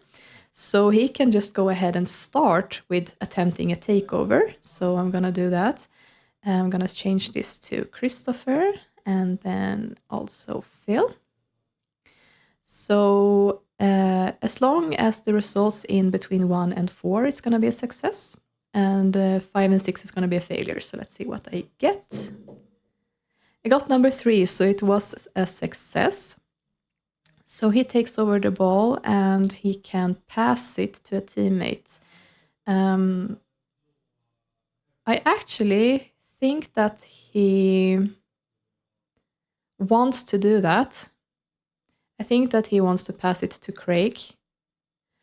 And then he hasn't used up his movement this turn yet. So I think that he wants to run forward. So it's going to go 1, 2, 3, 4. He has 5 in movement, but he doesn't have to use up all of those points if he doesn't want to. So I think that's what I want him to do. And then I just have the goalkeepers left, really. So Zackery, I think, is going to want to move forward a little bit because he can give bonuses to the defender. So I'm going to go 1, 2, 3. That's his movement limit. And Neri also has 3 points in movement, so he could also move up 1, 2, 3. Wait a minute, I think that something was off here. I think actually that Zackery wasn't standing on the right tile. Yeah, this was where I was supposed to start. So it's going to be a 1, 2, 3 actually. Maybe he doesn't... it's yeah, I think actually just make it like that, to be honest. Just so he can fall back if the ball comes up because the opponents have it. But then I think Neri is going to want to go all the way forward. All right. So if I just give you a quick look here, hopefully I don't break everything when I do this. No, it still works. Good. So you can see here that I have put X's on all of them. Everyone has taken a turn. So I'm going to add a 1 to the first half and remove all the X's to sort of refresh the sheet. And then we're going to keep going. So a new round is starting, and then I'm taking a look at what team has the ball, and it's the away team. So the home team is going to take the first action. And the ball is here with Craig, and Cristofer is pretty close. So I think that he's going to move forward and attempt a takeover. He has 5 in movement. So he's going to move 1, 2, 3. And that is the first tile when he's adjacent to Craig. So that's going to trigger the takeover. So I'm going to just double checking so it's still showing the correct thing. Yes, good. So it's Cristofer, and it is not Phil this time, it's Craig. So a result between 1 to 4 is a success. So let's see what I get. I got number 4. Good. So Cristofer took over the ball, and he has already done his movement this turn. So he can't move anywhere, and unfortunately all his other teammates are like surrounded by opponents. But I think that he can pass the ball to Dismas without it being adjacent to Jihoon here. And his power is 5 actually, so he can make it. So the tile that's next to him is the starting tile. So it's 1, 2, 3, 4. And then Dismas has the ball without it passing Jihoon. Good. And that was Cristofer's turn, so I'm gonna mark him as done. And then I think I'm gonna go with Jihoon then for the opponents. So he is going to take a step forward here and try to make a takeover on Dismas. So it's gonna be Dismas and Jihoon, and it is, oh wow, 1 to 5. It's because Dismas has really, really poor defense. Yeah, a 3. So he actually took the ball back. He's not in a very good position though, because I'm trying to see here. He could pass the ball back to Craig actually. Maybe that's the best option here. So 1, 2, 3, 4. Yeah, so he can make it. Good. And then that was Jihoon's turn. So yeah, the next person then. This is a bit tricky. I'm not sure who to go with. I think maybe I'm going to... No, but I still want Gabriel to be able to take action. No, I think maybe I should go with Gabriel to have him back away. So I'm gonna go 1, 2, 3. So he's closer to the goal again, I think. Yeah. Good. And then I guess let's go with Craig since he has the ball. So something that I haven't gone through yet, but that I can show you now because it's become relevant, is that there are actually special abilities for the different positions. So you can see here that the forwards have the immediate attack, that they can attempt to score a goal immediately if the ball is passed to them. The midfielders have a quick pass, so if a ball is passed to them, they can immediately pass to a second teammate if they are close enough in range. The defenders have the long shot, so they can do a goal kick to get the ball to the opponent's side of the field. And that's, there's a lot of rules for that as well, but that's what they can do. And the goalkeeper can also do a goal kick. Like if a teammate is passing the ball to them, he or she can make an immediate goal kick during the teammate's turn. So that is a special ability. But in this case, I was thinking about the defender here, that I might attempt that for, let's see here. Yeah, for Craig. So the special ability here is may do a goal kick instead of a pass. The goalkeeper's power points are used instead of the defender's, minus the number of tiles between the defender and the goalkeeper, not diagonal. So in this case, the goalkeeper, Neri, his power is actually 20. It's quite a lot. And the number of tiles between them is 5. So that would mean that he could shoot the ball 15 tiles. And then the ball would end up, let's see. It would end up with the opponent. So he probably doesn't want to do that actually. It's going to travel in a straight line and the exact number of tiles.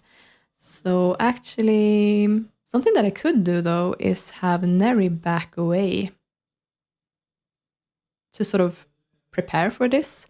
And he has 3 in movement. So if he goes 1, 2, 3, then it's going to be 12 tiles instead later. Maybe that's better. And I can also prepare by sending Phil forward as well. But yeah, so that was them. And then it's the home team's turn. So I still have Dismas and Mike. I think that Dismas probably wants to run up to Phil.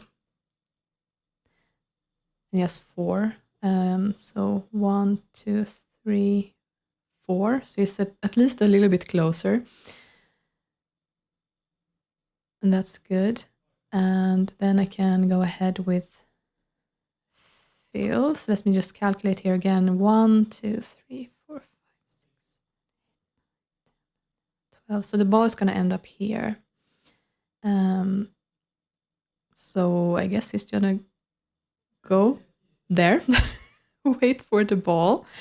Yeah, that was his turn. And then Mike also has 4 movements. I think he's going to mirror Dismas, really. So they are both at least a little bit closer, because this can go downhill fast.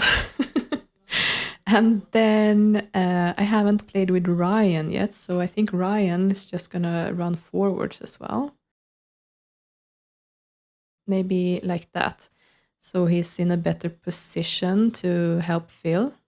Or maybe that was better even. Yeah, let's do that. I've already played with Neri. I forgot to check him off. Okay, then it's just Zackery left, and I mean, he needs to back. So 1, 2, 3. I think that is good. All right.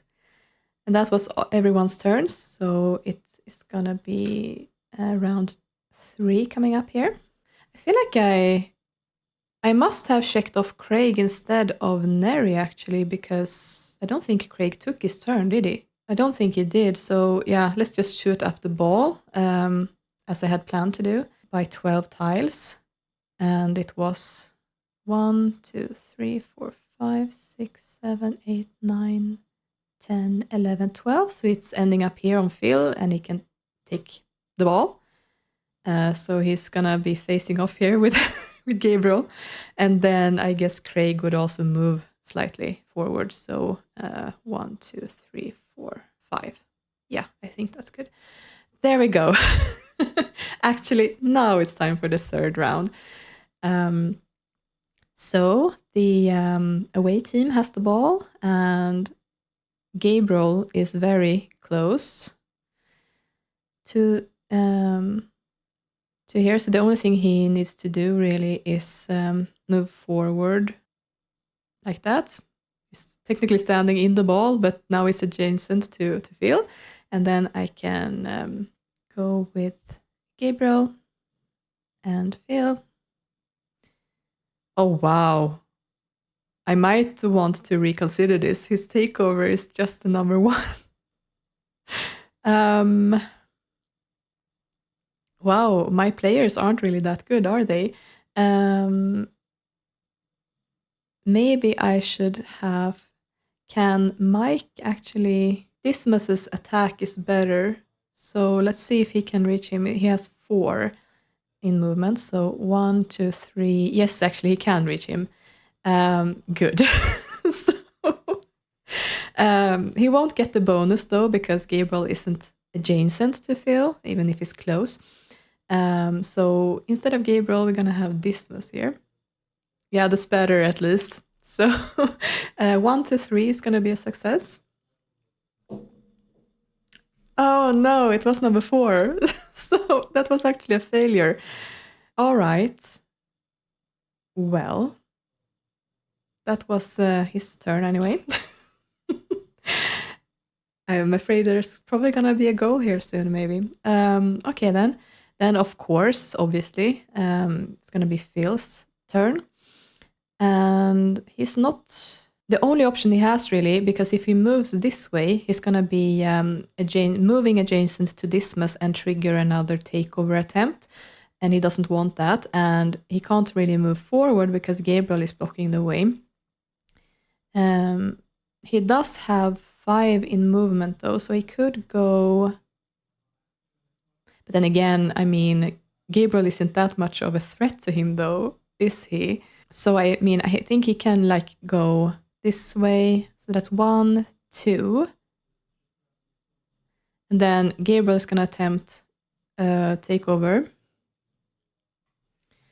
If I get the number 1. I did not get the number 1. So it's going to continue. So that was 2, 3. Right. Before I do that, that was a failed takeover. That means that Phil can pass the ball to a teammate if he wants to before he continues with his movement. And of course he does want to, so he's going to just pass it to Ryan and then continue running. So it's going to be 3, 4, 5. Yeah, I think that's what I want to do. Good. That was his turn. How can I save this? Yes, I can move with Mike. So if Mike goes up to Ryan here and attempt to take over. My players are so weak. 1 to 2 is going to be a success. It was a number 5, so that was not a success. That means actually that Ryan can pass the ball to Phil if he can reach him. So it's going to be 1, 2, 3, 4, 5. Yes, he can reach him actually. And since Phil is a forward, he has the special ability immediate attack. May attempt to score a goal during other teammates' turn if ball is passed to them and they are standing within range of the goal. And he is standing within range of the goal. He is on the 6-tile line here. And he could actually stand further back or further forward as well. Just that it would be more difficult to hit. It would like get a penalty if he was further away. And it would be easier if he was closer. So yeah, he can attempt to do a score goal here actually.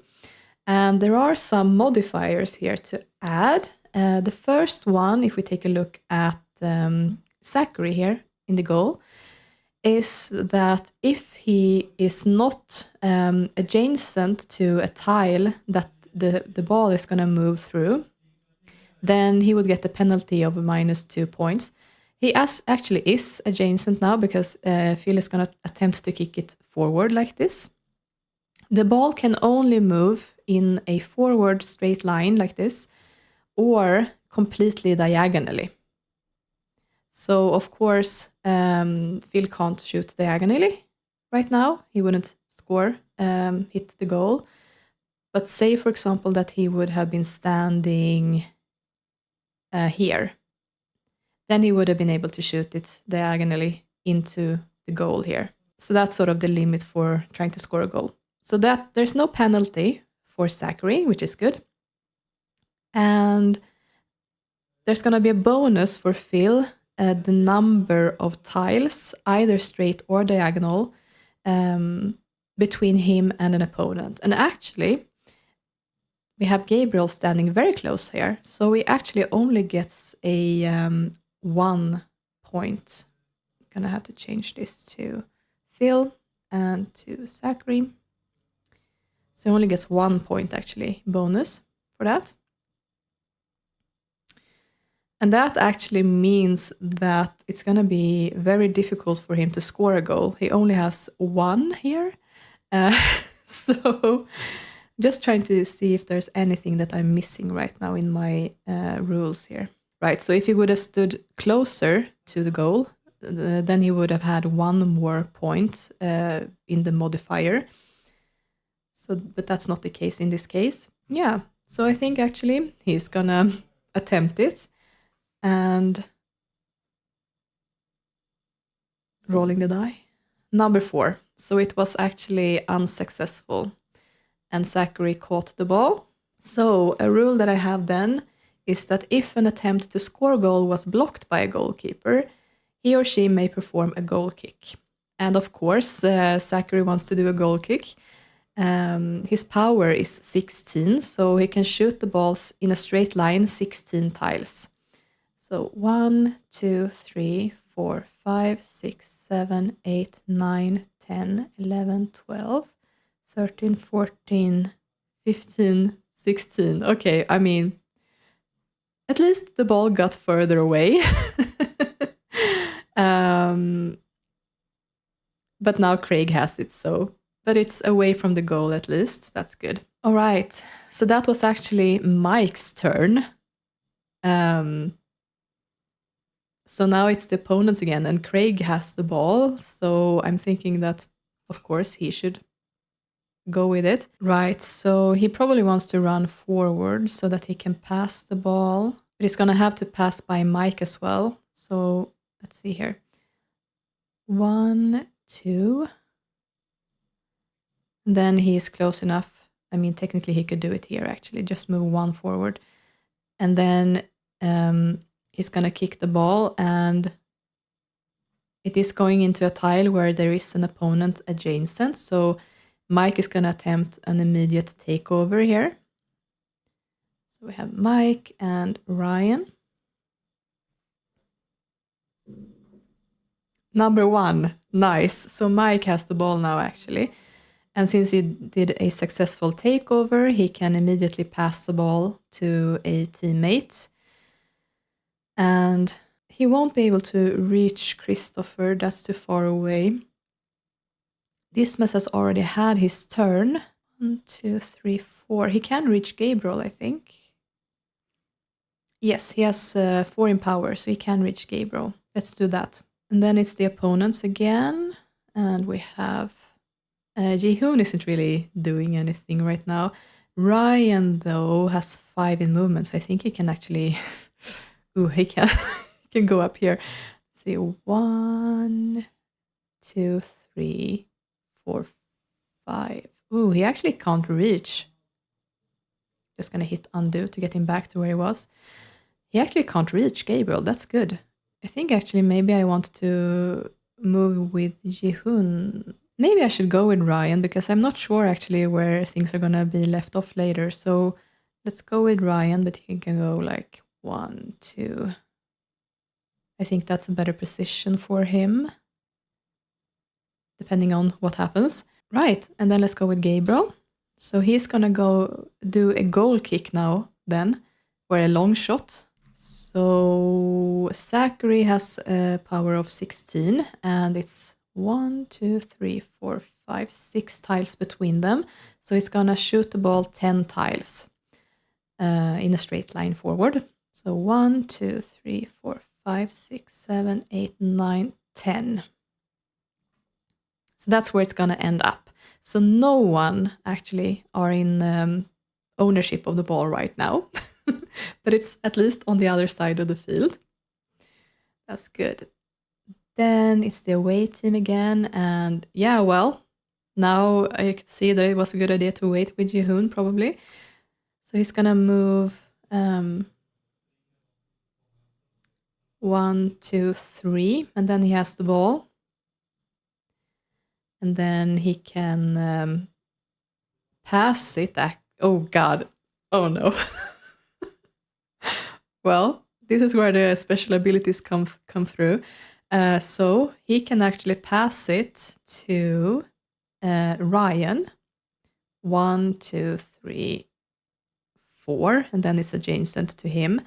Then he has the ball. But since Ryan is actually a midfielder, he has the special ability Quick Pass, which means that he can immediately pass the ball to a third teammate.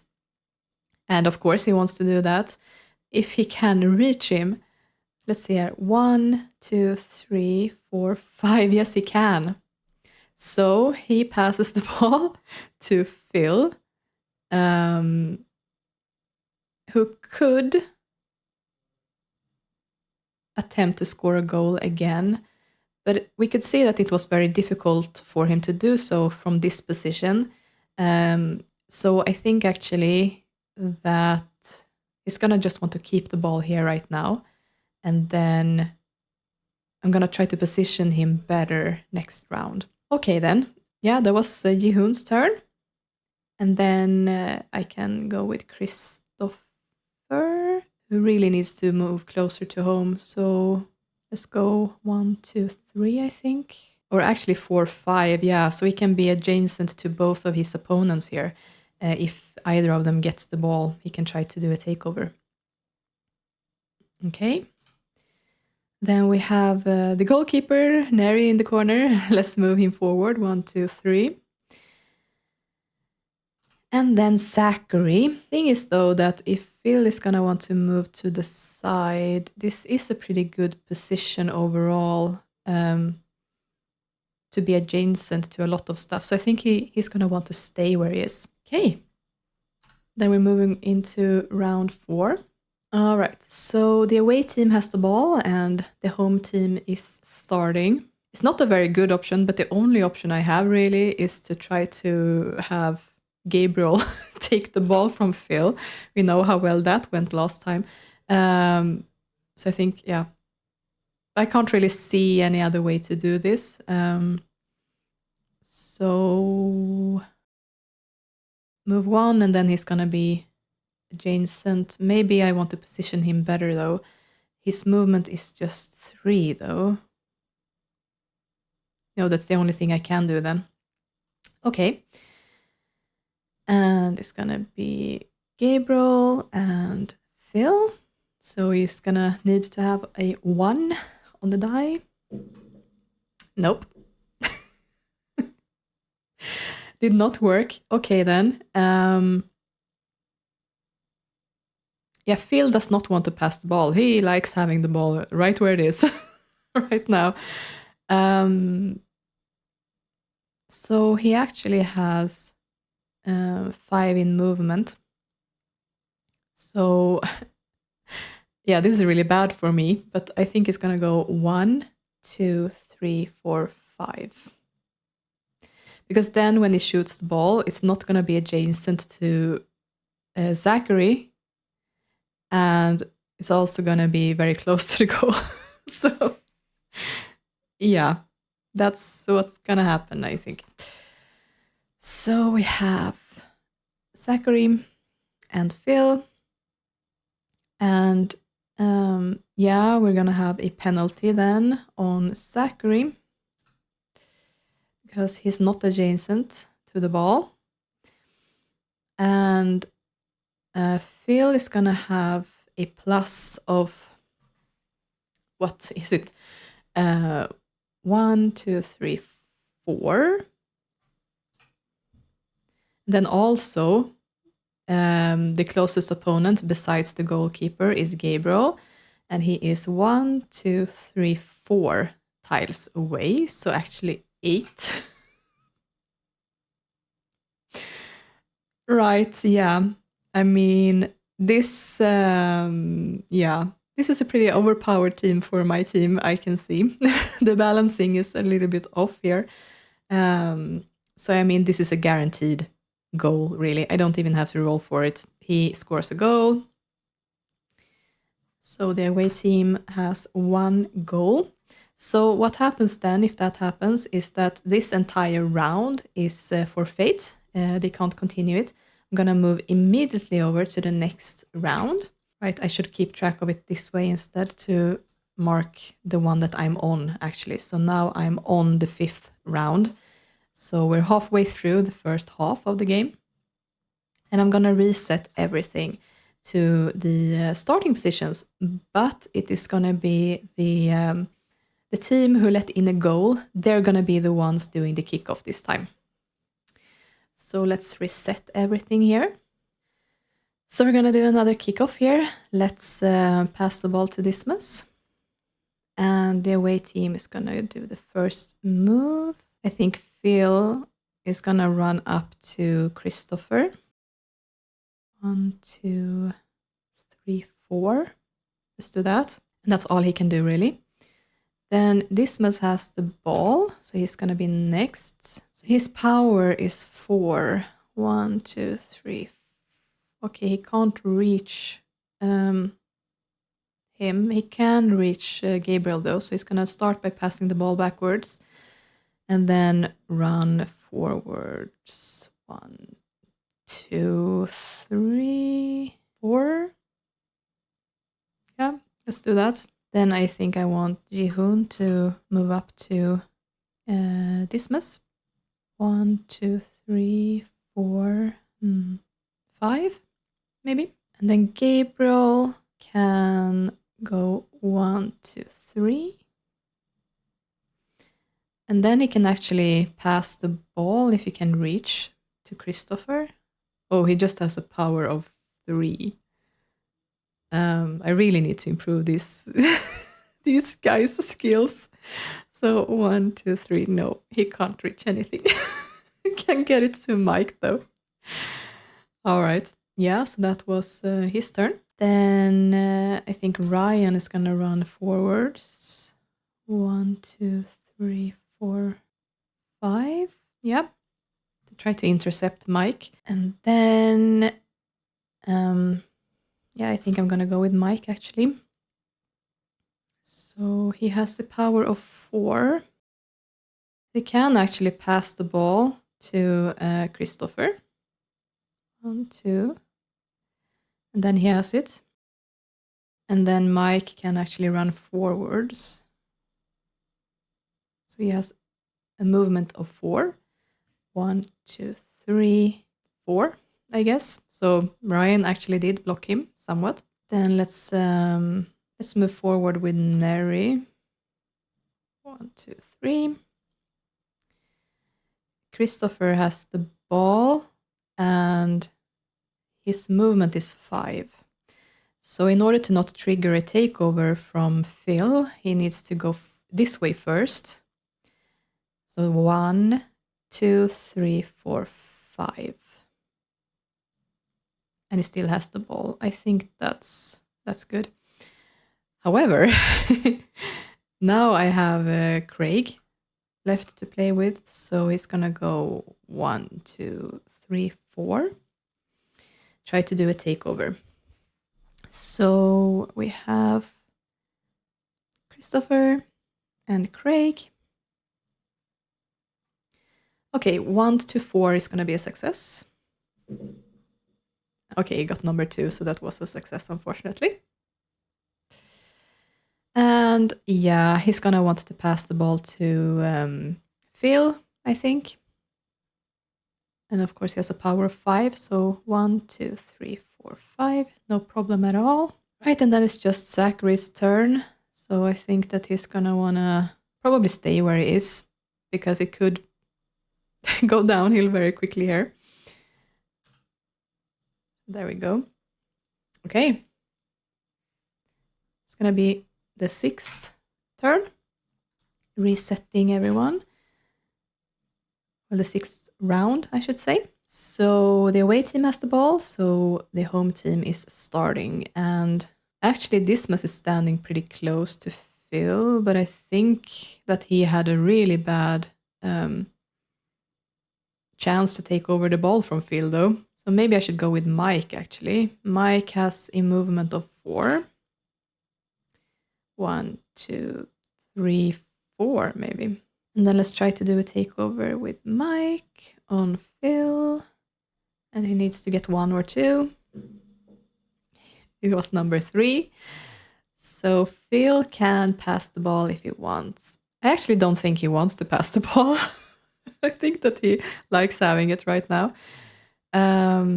Yeah, so let's move on. I think that let's go with Phil then. He's gonna just want to run forward. So 1, 2, 3, 4, 5. Right, and then I'm gonna have to go with Gabriel, I guess. Try to take the ball. So let's go 1, 2, so he's better positioned. And let's try to do that. And he needs a 1. He got the 1! Oh my god! So he took the ball, and then he can do an immediate pass if he can reach anyone. He can't really reach anyone. Did I add that in as a long shot here? Yeah, exactly. May do a goal kick instead of a pass. So let's do that then. Right, so Zackery's power is 16. And in between them, 1, 2, 3, 4, 5, 6, 7, 8. So it's gonna go 8 tiles. 1, 2, 3, 4, 5, 6, 7, 8. I mean, that's fine. At least it's on the other side of the field then. I think that was a good thing. All right, so it's the away team's turn. And I mean, Craig could just run up and take the ball, really. So let's do that. He's gonna run 1, take the ball. And then I think he's gonna pass it to Jihoon, because he can do that without anyone trying to intercept. Because if he shoots it this way, then it's going to go past Cristofer and he's just going to take it. And if he tries to run with it, he's going to trigger a takeover by Cristofer as well. And I don't think he can reach back, right? 4, 5, no, he can't reach. So yeah, let's go 1, 2, 3. And then it's with Jihoon here. And then actually I'm gonna go with Dismas. He's already adjacent to Jihoon, so I'm gonna have him try to take over the ball. He has 1, 2, 3. He's gonna be successful. Number 2, good. So he actually took the ball. And he's gonna pass the ball to Mike, who is gonna trigger the quick pass special ability and pass the ball.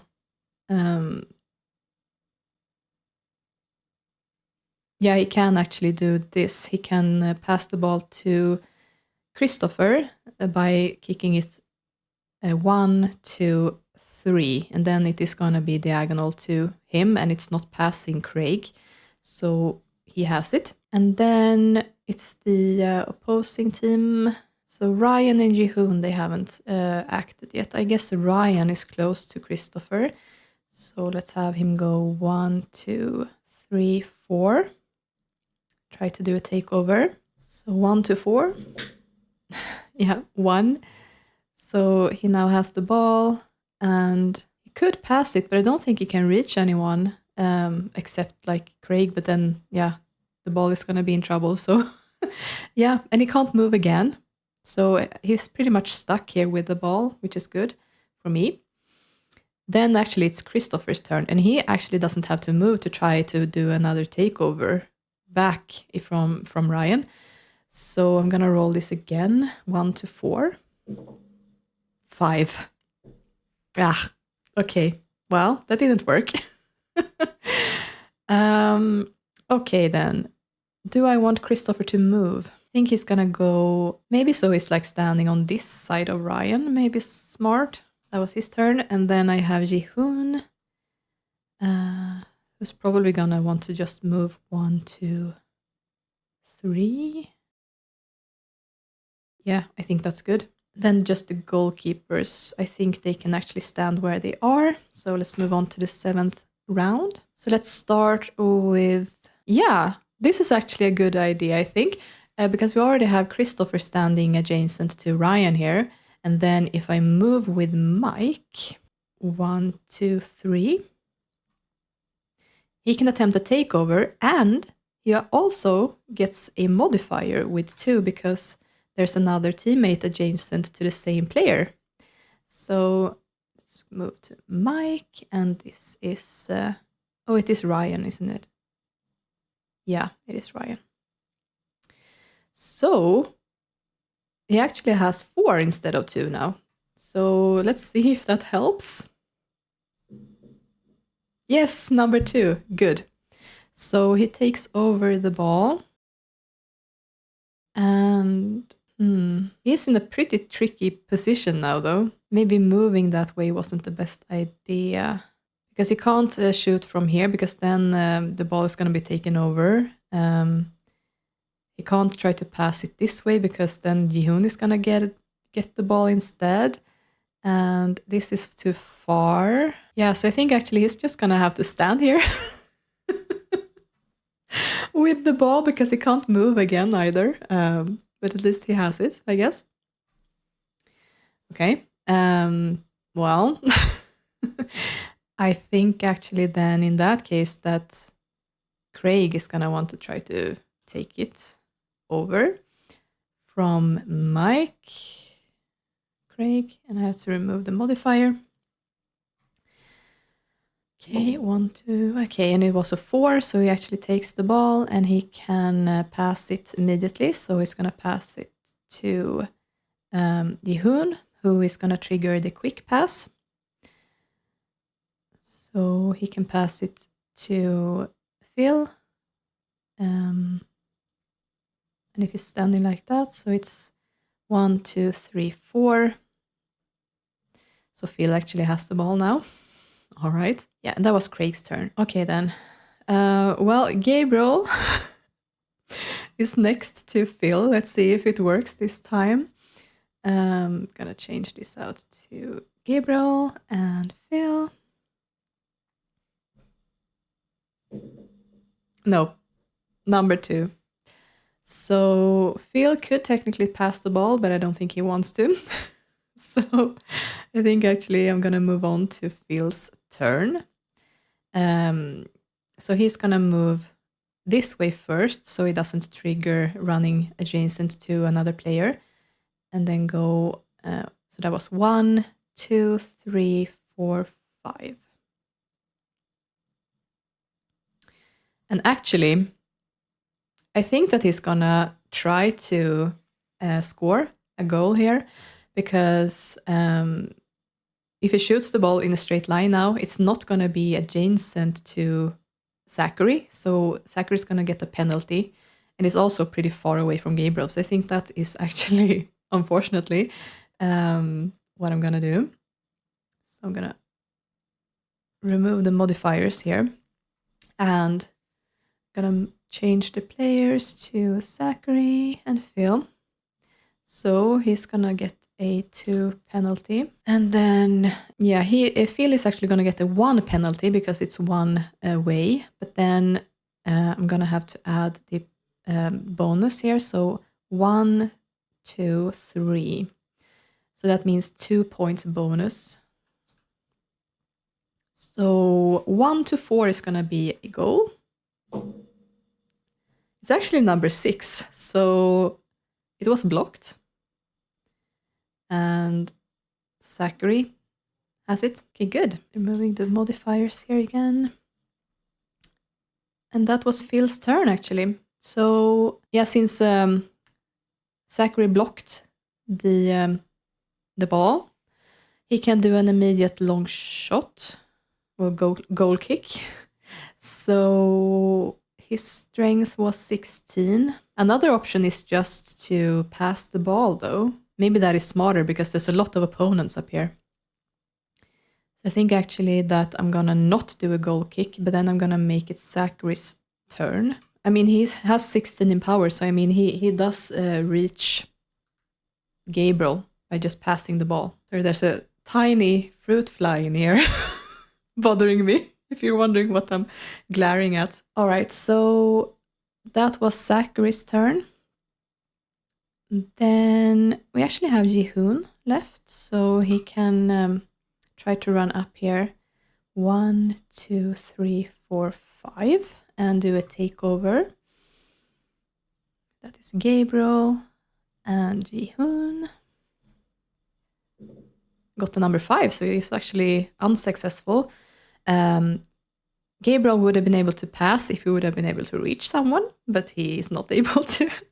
So yeah, I think that the only thing I can do at this point is try to reposition the team. I'm gonna start with Dismas, and it's gonna go more into the middle here. 1, 2, 3, 4. So that Gabriel could actually pass the ball to him and he could pass it along to his teammates. I think that's the best option here now. Ryan, I think he just wants to position himself like in front of them to block the ball.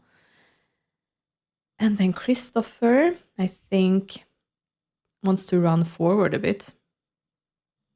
So 1, 2, 3, 4, 5, maybe. Now they're kind of in a line, so if I can line everything up, let's see. And then Neri, I think, can go back 2 tiles. Yeah.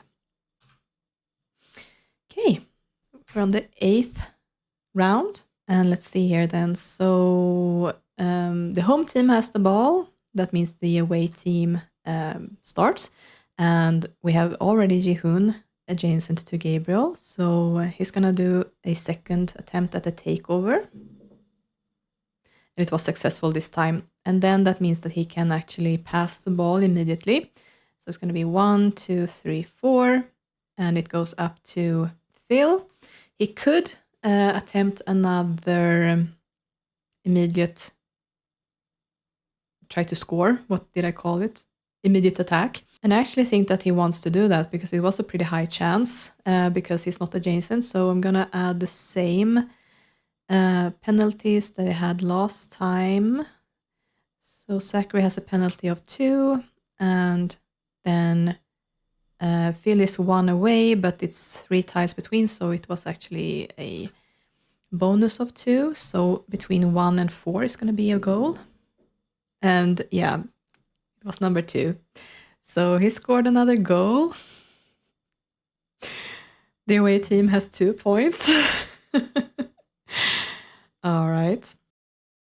So that makes, the 8th turn for Fate. And I actually think that I'm gonna call the first half of the game off here because I'm just gonna have 2 rounds and I'm not seeing anything positive happening. Just those 2 rounds. So I think I'm gonna jump immediately over to the second half of the game. And then I'm gonna switch sides for the team and just do everything all over again, hopefully a little bit quicker this time, that I don't explain everything in detail. So I'm gonna switch sides for these guys. Okay then, so starting. So let's kick the ball here to Mike. And of course the home team is starting this time because they let the goal in. So I'm on the first round here. And then I guess I'm gonna start by running forward with Phil.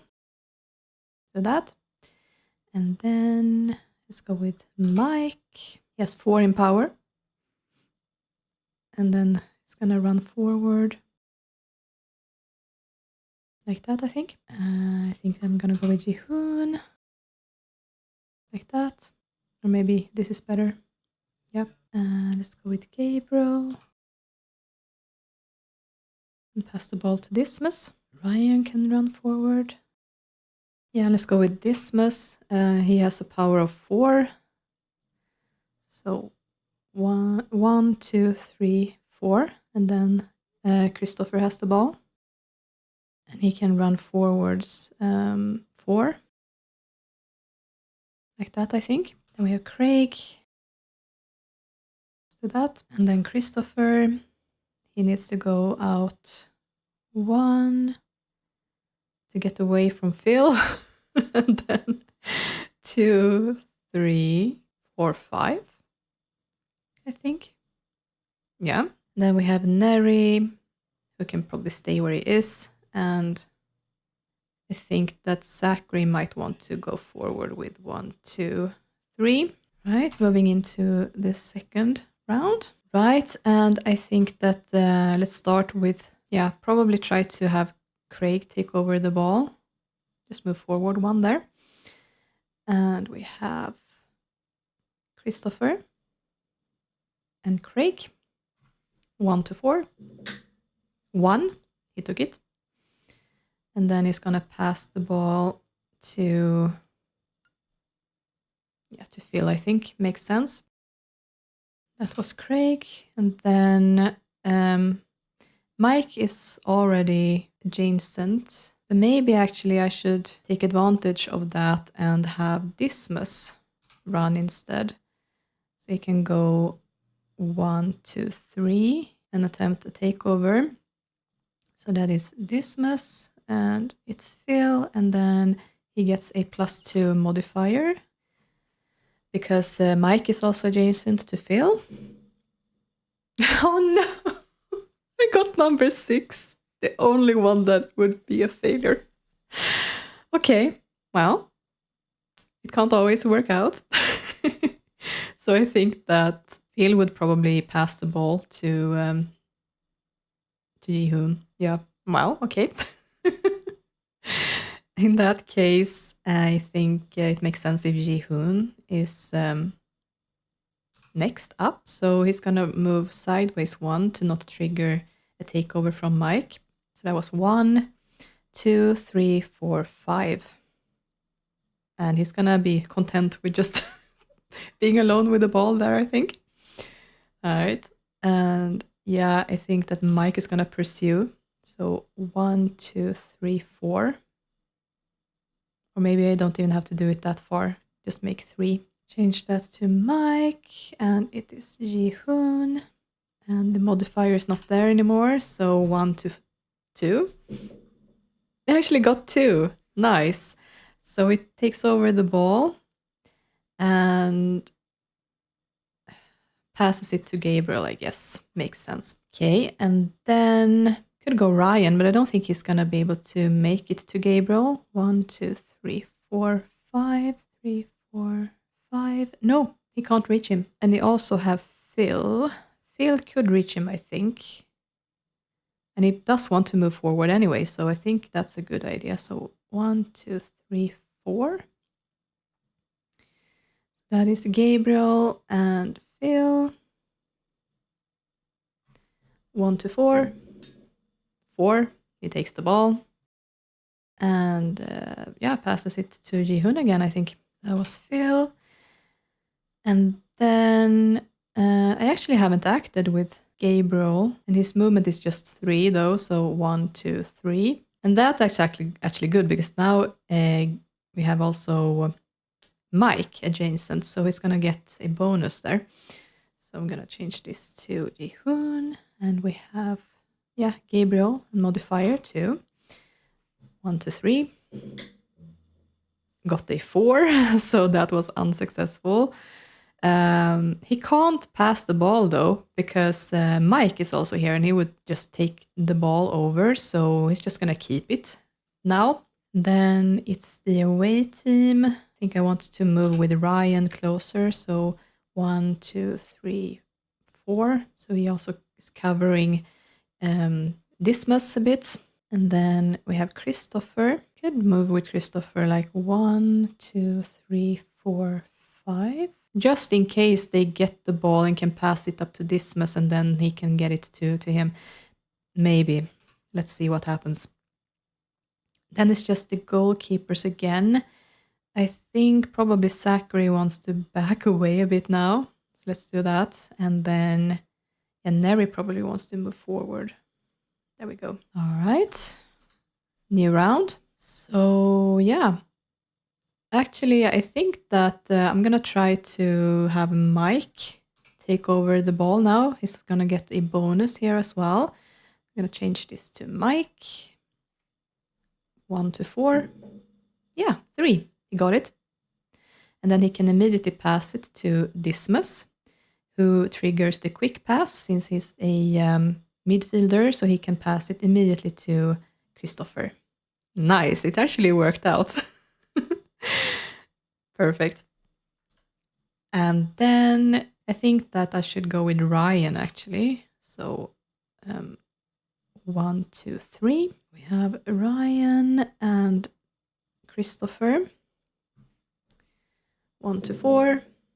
Oh, number 6. So he actually failed to take over the ball. And then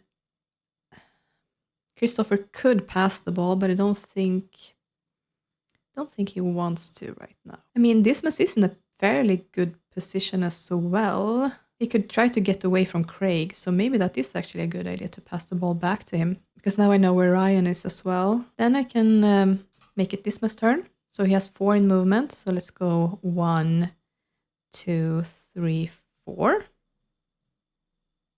He's still close to his teammates, but is far away from the opponents. And then I don't think Ji-hoon can reach him. 1, 2, 3, 4, 5. No. Phil, 1, 2, 3, 4, 5. He actually can, unfortunately, reach him. So I'm going to go 1, 2, 3, 4, 5. And try to take over the ball. Oh, he got the 6. Wow, okay, that's bad luck, but it's good for me. Yeah, that means that Dismas could pass the ball, but does he reach anyone? 1, 2, 3, 4.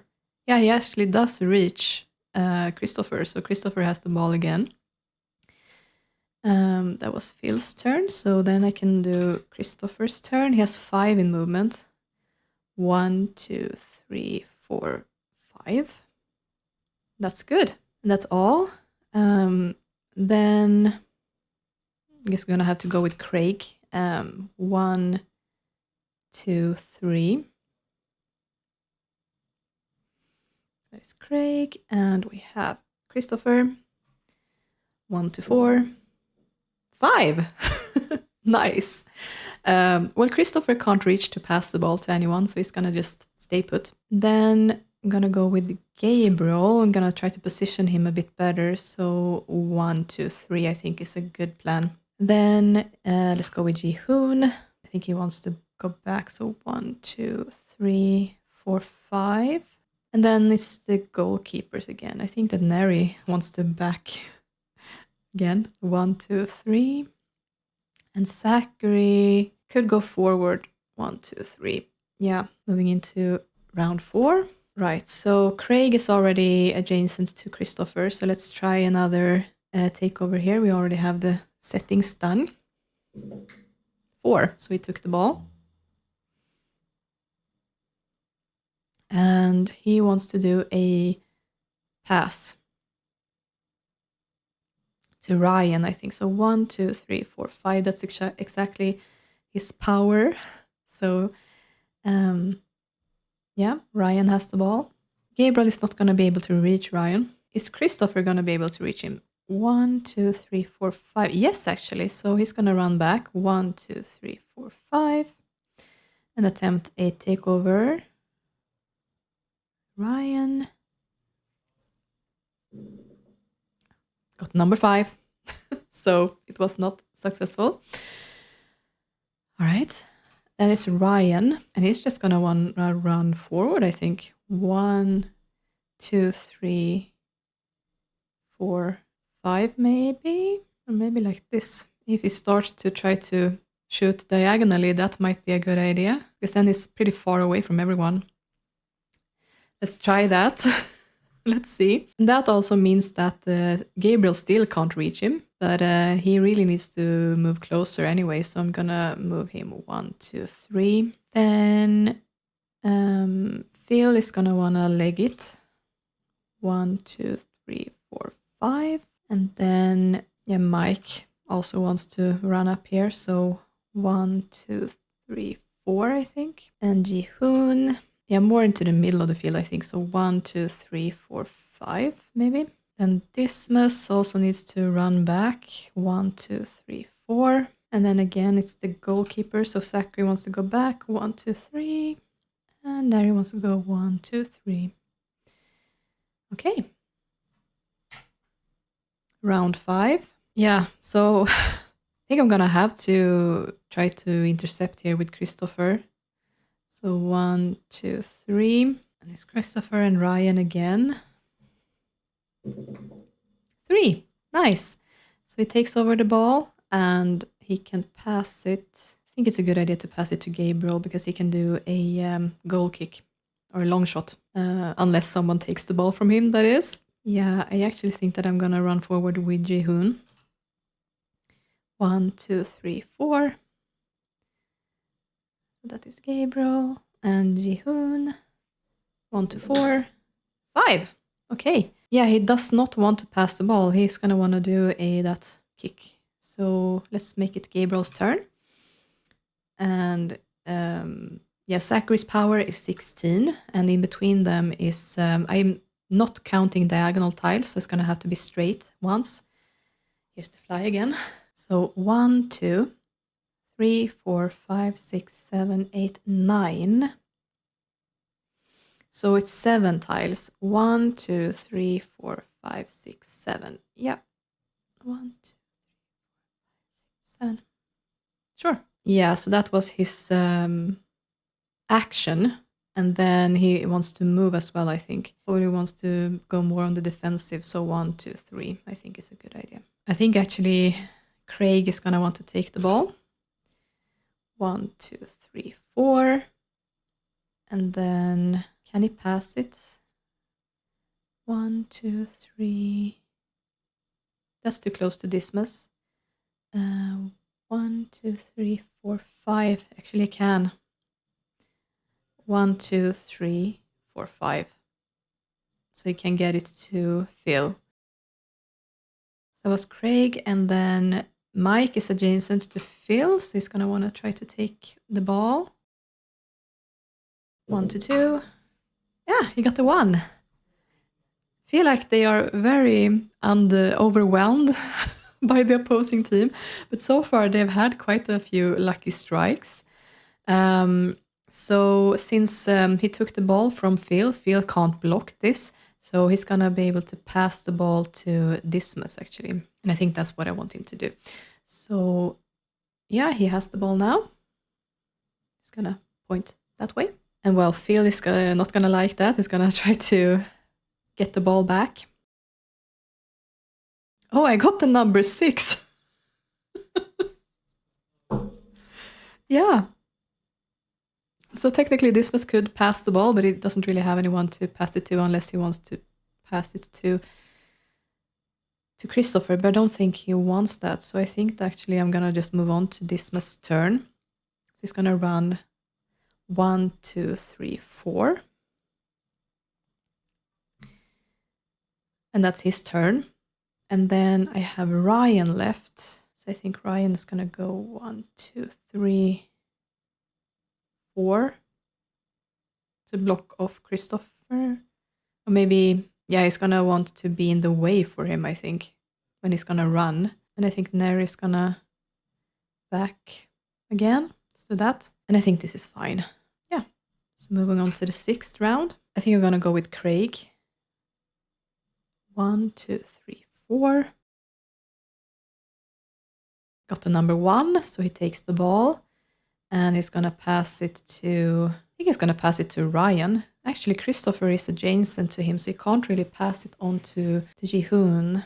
Also not to Phil, really. Maybe that's not the best option. Maybe it's better to just pass the ball to Phil, to be honest. Yeah, that was Craig. And then I think I'm gonna run forwards with Mike. 1, 2. Or maybe, yeah, that was 1, 2, 3. We can't do that. Yeah, I guess he's gonna have to go 1, 2. Unless he goes just 1, because I think he's gonna be able to pass it to Gabriel then, if he takes it. So let's see. Mike. And that is Phil. Got the 6, so that was not successful. And that means that Phil can undisturbedly pass it to Jihoon, actually. Okay. And then I guess I'm gonna go with Jihoon. So 1, 2, 3, 4, 5. Then let's go with Gabriel. 1, 2. So he needs a 1. He did not get a 1. So Jihoon could pass the ball, but I don't think he wants to. I think that we want Phil to position himself better. Let's go 1, 2, 3, 4, 5. I have Cristofer and Dismas left. Dismas really needs to run back. 1, 2, 3, 4. That's all I can do. Ryan is next, so let's just go 1, 2, 3, 4, 5. And Cristofer. 1, 2, 3, 4, 5. And then, yeah, I think he wants to back 1. And there we can go forwards again. Round 7. This is going to be another goal. Well, let's see. So, yeah, of course I'm going to start with... Oh, but maybe not start with Gabriel, actually. Maybe it's better to go with Mike. 1, 2. Because then he gets the bonus. So Jihoon has the ball right now, and this is Mike. And he gets a bonus. So 1 to 4. 1. Nice. So he's got the ball, and he can immediately pass it to Dismas. So that was Mike's turn. And then, yeah, I think that I want to run back with Jihoon. So 1, 2, 3, 4. This is going to be Dismas and Jihoon. 1 to 5. No, sorry, the modifier is still there. I need to remove that one. Okay, 5. So he took the ball again, and then he can immediately pass it to Phil. He can do that without the ball touching anyone else. So that is done. And I'm going to run up with Dismas here. 1, 2, 3, 4. And try to do a takeover of Phil. 1, 2, 3, 6. So nope. And Phil does not want to pass the ball. He's going to take his turn now, actually. So he's going to run forwards. 1, 2, 3, 4, 5. Is that what I want? No, he's probably going to go like that. Yeah. So he's going to try to do a score goal here. And it's going to be against Zackery, and it's Phil, and Zackery gets a penalty of 2 because he's not adjacent to this tile. And Phil is equal with the line of 6, so he does not get a bonus or penalty. But he is 1 tile away from Gabriel. So he gets 1 bonus there. So 1 to 3. 5. So actually that was blocked by Zackery. And then he can do an immediate goal kick of 16. Actually, he can choose to do a pass instead. So I think that he's going to pass the ball. Since he has 16 in power, he's going to reach all of his teammates here. So I have already played with Dismas and Mike. But Cristofer is left, so I think he's going to pass the ball to Cristofer. And that was actually during Phil's turn. So now it is Cristofer's turn. And he's going to go 1 first to get away from Ryan. Then 2, 3, 4, 5. And then Ryan is going to run up to him. 1, 2. Try to take the ball. 5. So he was unsuccessful. Yeah, the only one I have left to play with here is Gabriel. He does not want to pass the ball to him. So I'm just gonna make it Gabriel's turn. I can, yeah, let's go with 1, 2, 3. Like that, I think. Then Craig is left to play as well. 1, 2, 3, 4, 5. He actually reached him. He's really far away now, but I think that they can afford to be aggressive, really. So let's see if he can actually take the ball. There's a high chance. Oh, actually, he's getting a bonus here because Ryan is adjacent to Cristofer. Okay, yeah, that's 6, so that's a guaranteed success.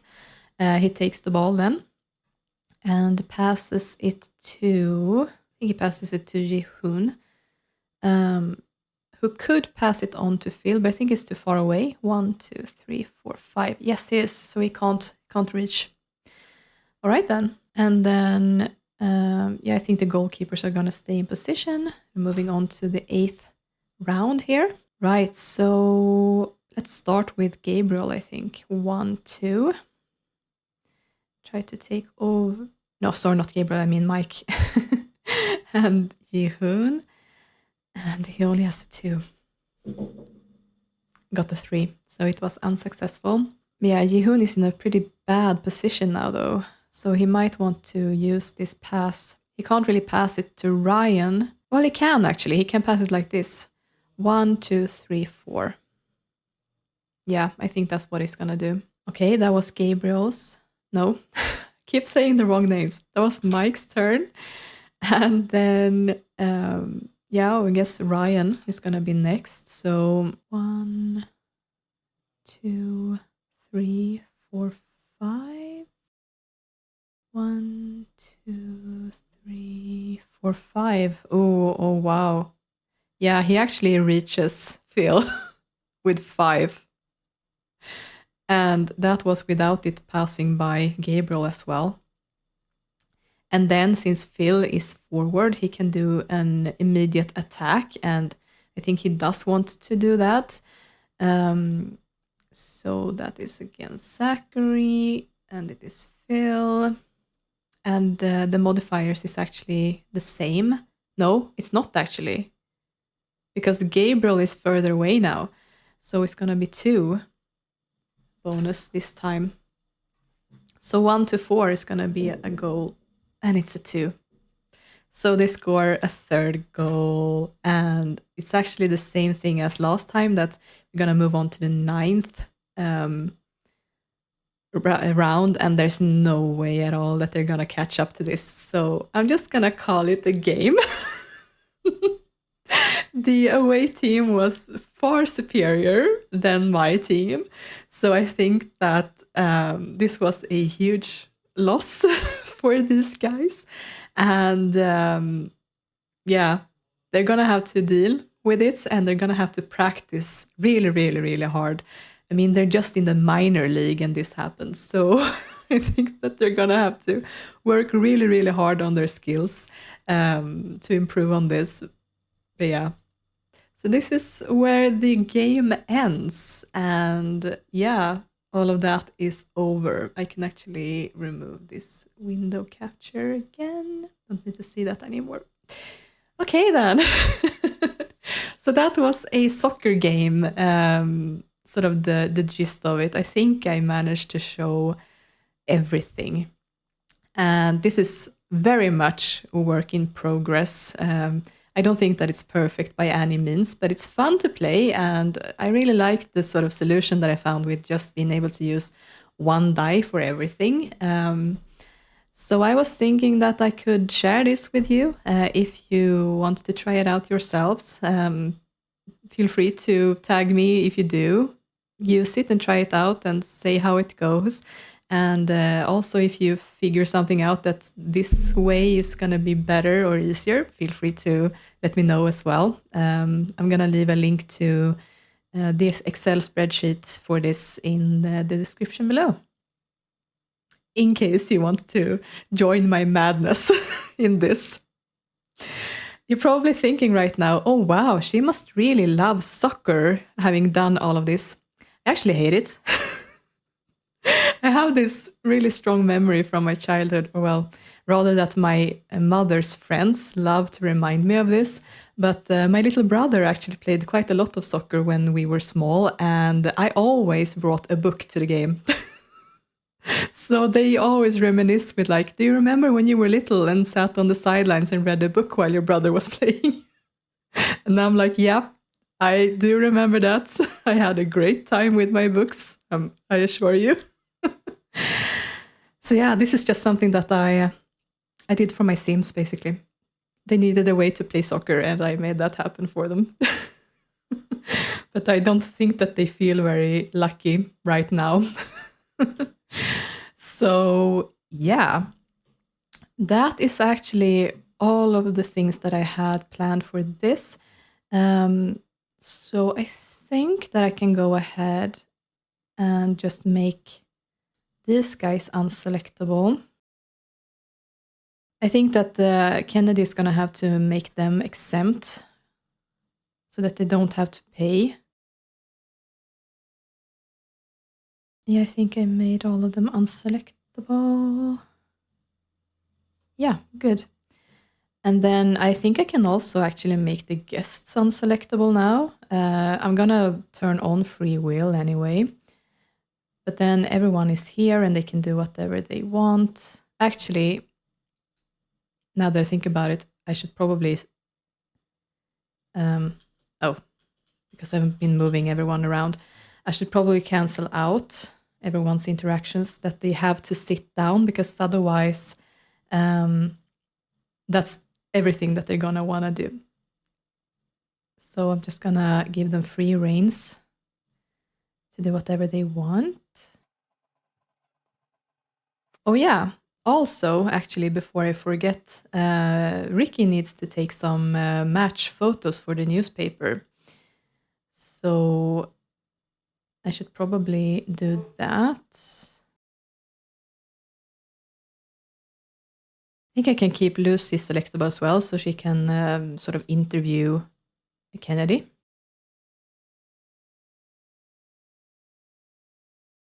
Just trying to figure out how I want to do this. I think a good picture would probably be to have, I can also delete this now, would probably be to have Phil try to score a goal against Zackery. I think that would be good because that's sort of what this game was, basically. Why can't I make him selectable?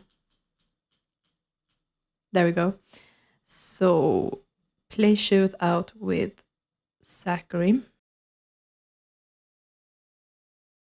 Just gonna let them do that, and I think I want to show headlines off so I don't get those thought bubbles, and I probably want the others to like run in the picture. So I can also have Ryan here run here, and then while he's mid leap I can actually bring out a new freezer clock. I can actually unfreeze time now and also turn on, well, yeah, on free will. But he needs to be frozen, and I can also move him like here, I guess. Gabriel also needs to run. Freeze me. And can take Gabriel. Oh, he can't run. He's too lazy to run. Maybe it's better with Dismas then. He can run. Try to get a better pose, but looks like he's running pretty lazily though. Run here. That's better. Freeze me. Yeah. And then I'm gonna have to get Ricky. Go here. Let's have him snap a photo. Take picture.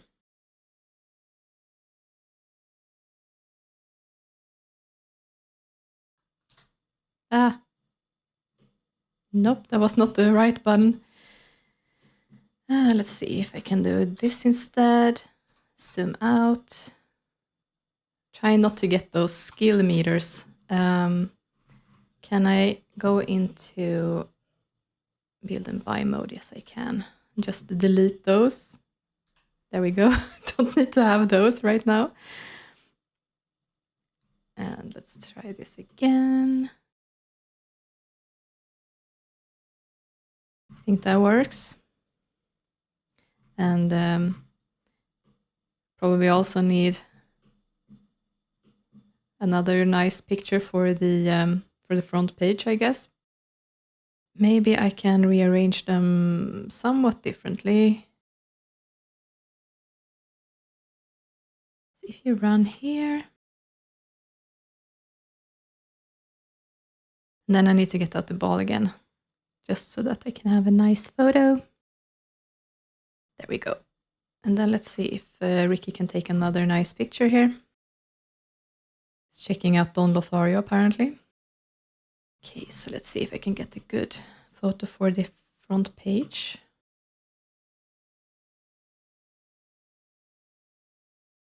All right, I'm just gonna check out the pictures here. Yeah, that's good. And I think it's good to also take a photo of the audience. Or like the, maybe Lucy, you shouldn't be dancing of all things. Where is Kennedy? Maybe picture of Kennedy is good. But yeah, let's unfreeze everyone. You can stop playing. And I can make you guys unselectable. Yes, everyone. Good. And remove that and remove the ball. And where is Kennedy? Oh, Kennedy's here. So why don't you chat with Lucy? And you can take another picture. Why are you going that way, Kennedy? She's literally... Oh. She's literally here.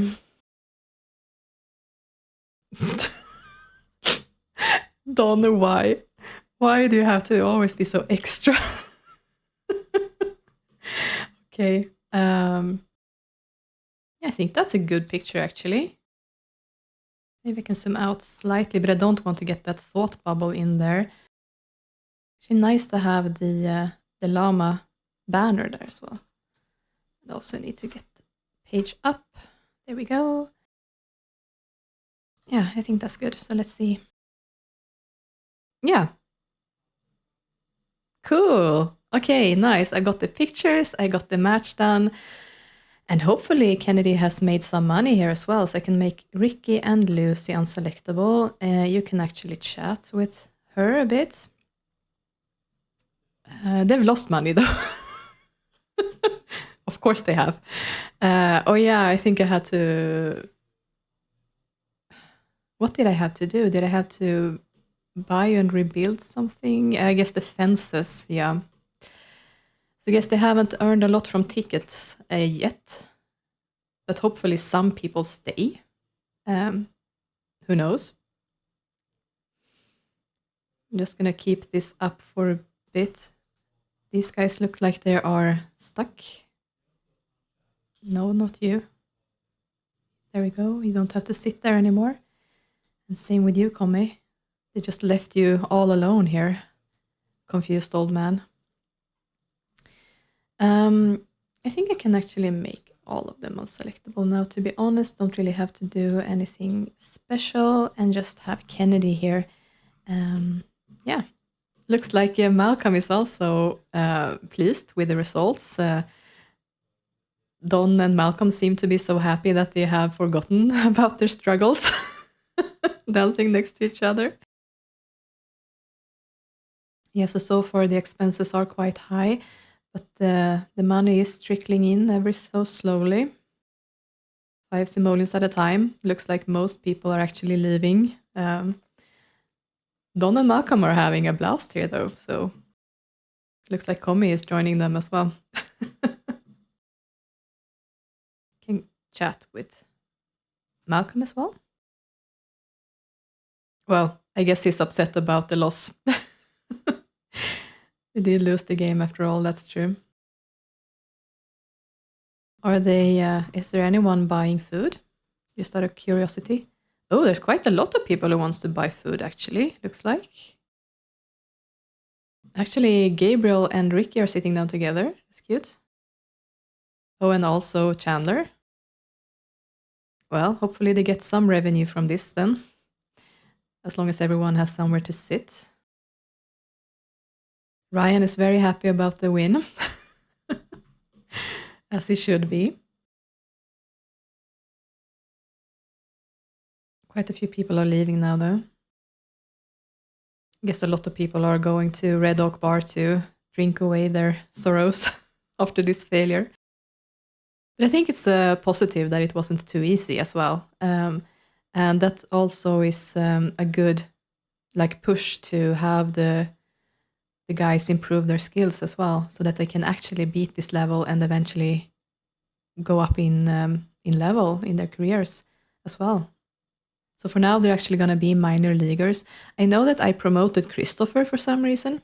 Don't remember why I did that. So I think I'm going to bring him down again to, well, the proper level. Oh, you can also greet Komei. Komei is one of the people who set up this soccer field, so I think he's happy that it's being used properly, but he apparently did not have time to stay, unfortunately. I actually think it's quite a few people left now. Yeah, there are still some people here. Unfortunately, the people who are not paying to be here are still here in some ways, except like Marissa and Grayson, I guess. Oh well. Well, in order for him to actually earn some money now, then maybe he should work from home. And yeah, let's go with this one where he has maxed out body skills so that he can actually earn a lot of money so that they can at least be in the positive.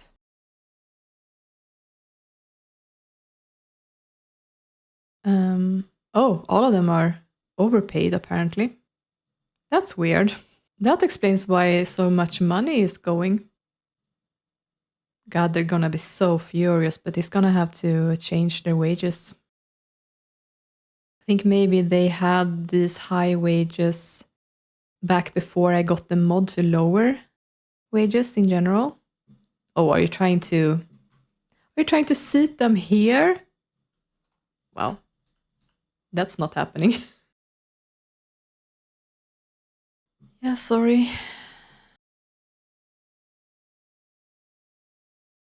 Fairly paid, please.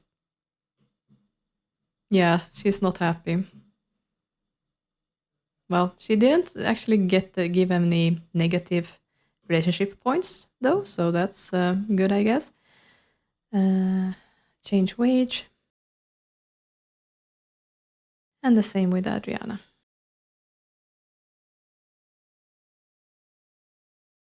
There we go. All right, well, that explains why the money went down. They are rank 3 now, though. Yeah, he can actually get something here. Don't know why I have this. I think maybe I thought that this would give bonus to the when they cook food for the guests. I don't know what I was thinking. Yeah, let's go with cash and reputation, maybe. Yeah. Okay, but it's getting dark, and I think this is good enough for now. So let's send employees home and close the business. I know that you guys haven't eaten yet, but that's just what I'm gonna have to do. And then, yeah, drive home. So everyone out, unfortunately. This part of the business is not running smoothly yet. Not in the least. Which is sad because I really like this setup. But yeah, one day everything is going to be perfect, you know? But I think it was a good first attempt. Oh yeah, also stop charging customers, because next time I have someone visit the slot, I don't want them to have to pay to enter. But yeah, these were also a reason why I lost money, because they cost like 500 simoleons each. So that's also why. Yeah. They're off and they can actually go in his inventory. So I have them for next time. Good. And then he can drive home.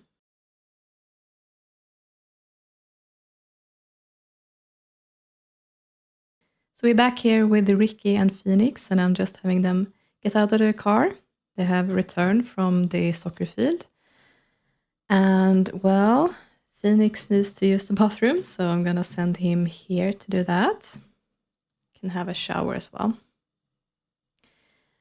And I think that, well, Ricky was thinking about his family earlier, and he's also been wanting to spend as much time with Lilith and Hope as possible. So I think actually he's gonna invite over Andrea and her family, and also Lilith and Hope, to have dinner together.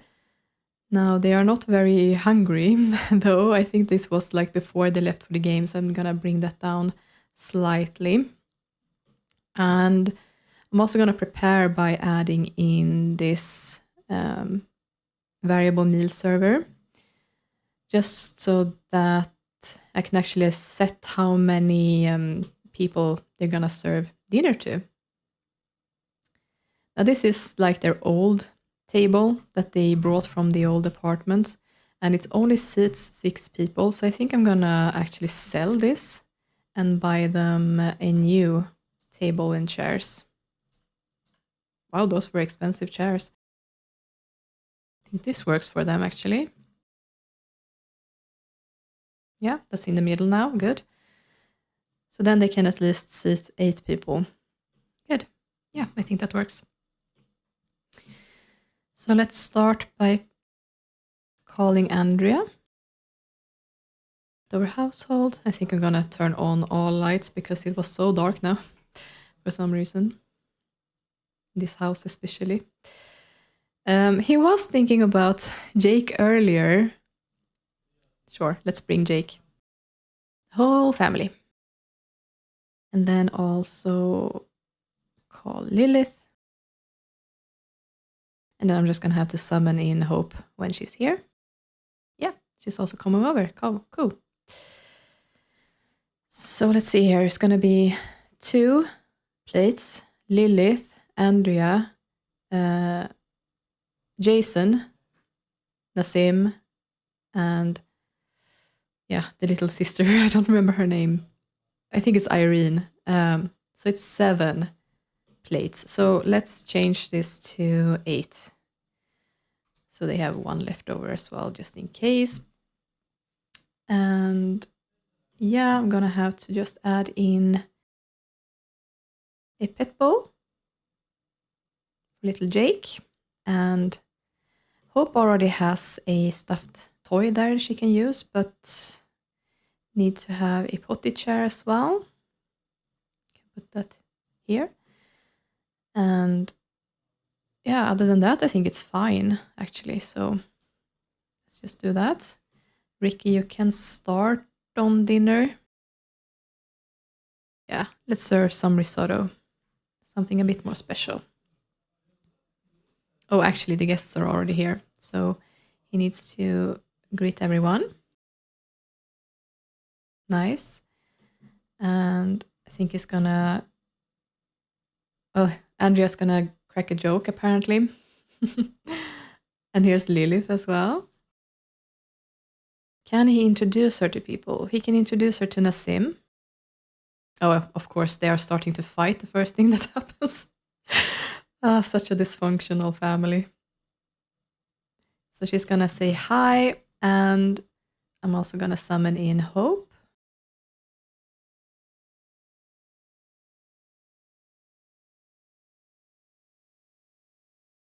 There we go. Nice. Let's just fill the pet bowl and then serve some dinner then.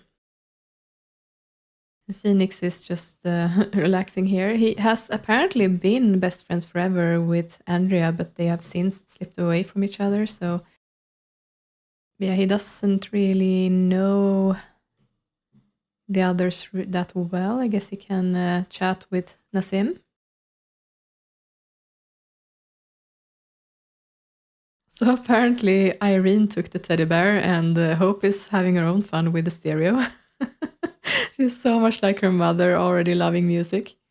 Wow, Irene, careful with that bear. Nice, so dinner is ready. And of course, let's put this on the counter then. Oh. This doesn't have a dirty recolor, apparently. Fail. Okay, does none of them have that? Oh, wow. Nice. Let's just set dirty state clean then. And Ricky can also grab a plate and call guests to meal. Where is the little dog? Oh, he's out here. Oh, I think this is actually locked for... It's locked for pets. There we go. You can come in now, Jake. It's to not get the strays in here, that's why. Okay, and he's starting to destroy stuff because he doesn't have a bone. Let's just put down a bone. Let's put it here, yes. There we go. Yeah.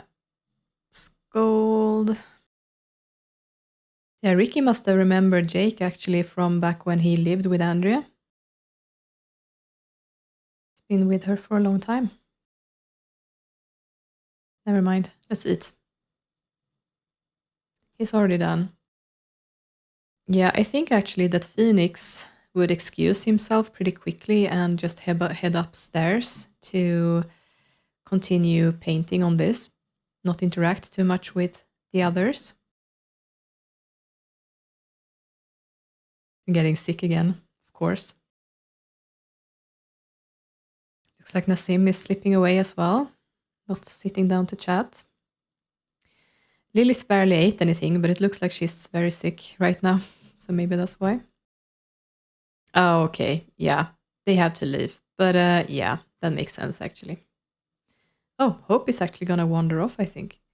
Tosha wants to talk to Phoenix. Sure.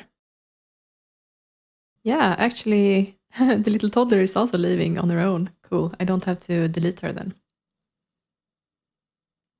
And of course, now since Jake could come in, everyone can come in. So I'm just gonna delete Balin instead. Don't have energy for that. And of course, okay, Irene also needs to leave. Yeah, might as well just say goodbye to everyone then. It was a short dinner, but okay, is it just Nassim left here now? Yeah, it is. Well, Nassim and Jake, I guess. But you can chat a bit with him anyway. Catch up. They haven't been spending a lot of time together lately, and of course, with the rocky relationship that Nassim has with his stepfather, Ricky is more of the sort of manly role model that he's looking up to. Not always a good thing, I guess, what with how Ricky has been behaving and is behaving. But I mean, he's certainly a lot better as a role model than a lot of other adult men that is surrounding Nassim right now. So yeah. Oh, actually, I think I still have show headlines off on. Let's show them. You can see what they're actually talking about. Oh, they're talking about law. Or politics, I guess. Maybe Nassim is very disenchanted with society and the way things work, and no one is taking care of the workers. Everyone is just trying to use everyone. Well, I think that is good enough. I can say goodbye. And is Jake also gonna leave then? I mean, looks like he is leaving. Okay, good. Well, that didn't really. I guess it was too late in the evening to do that. But at least they could have dinner together, so that's good. I'm just gonna sell that again, and same thing with the bone.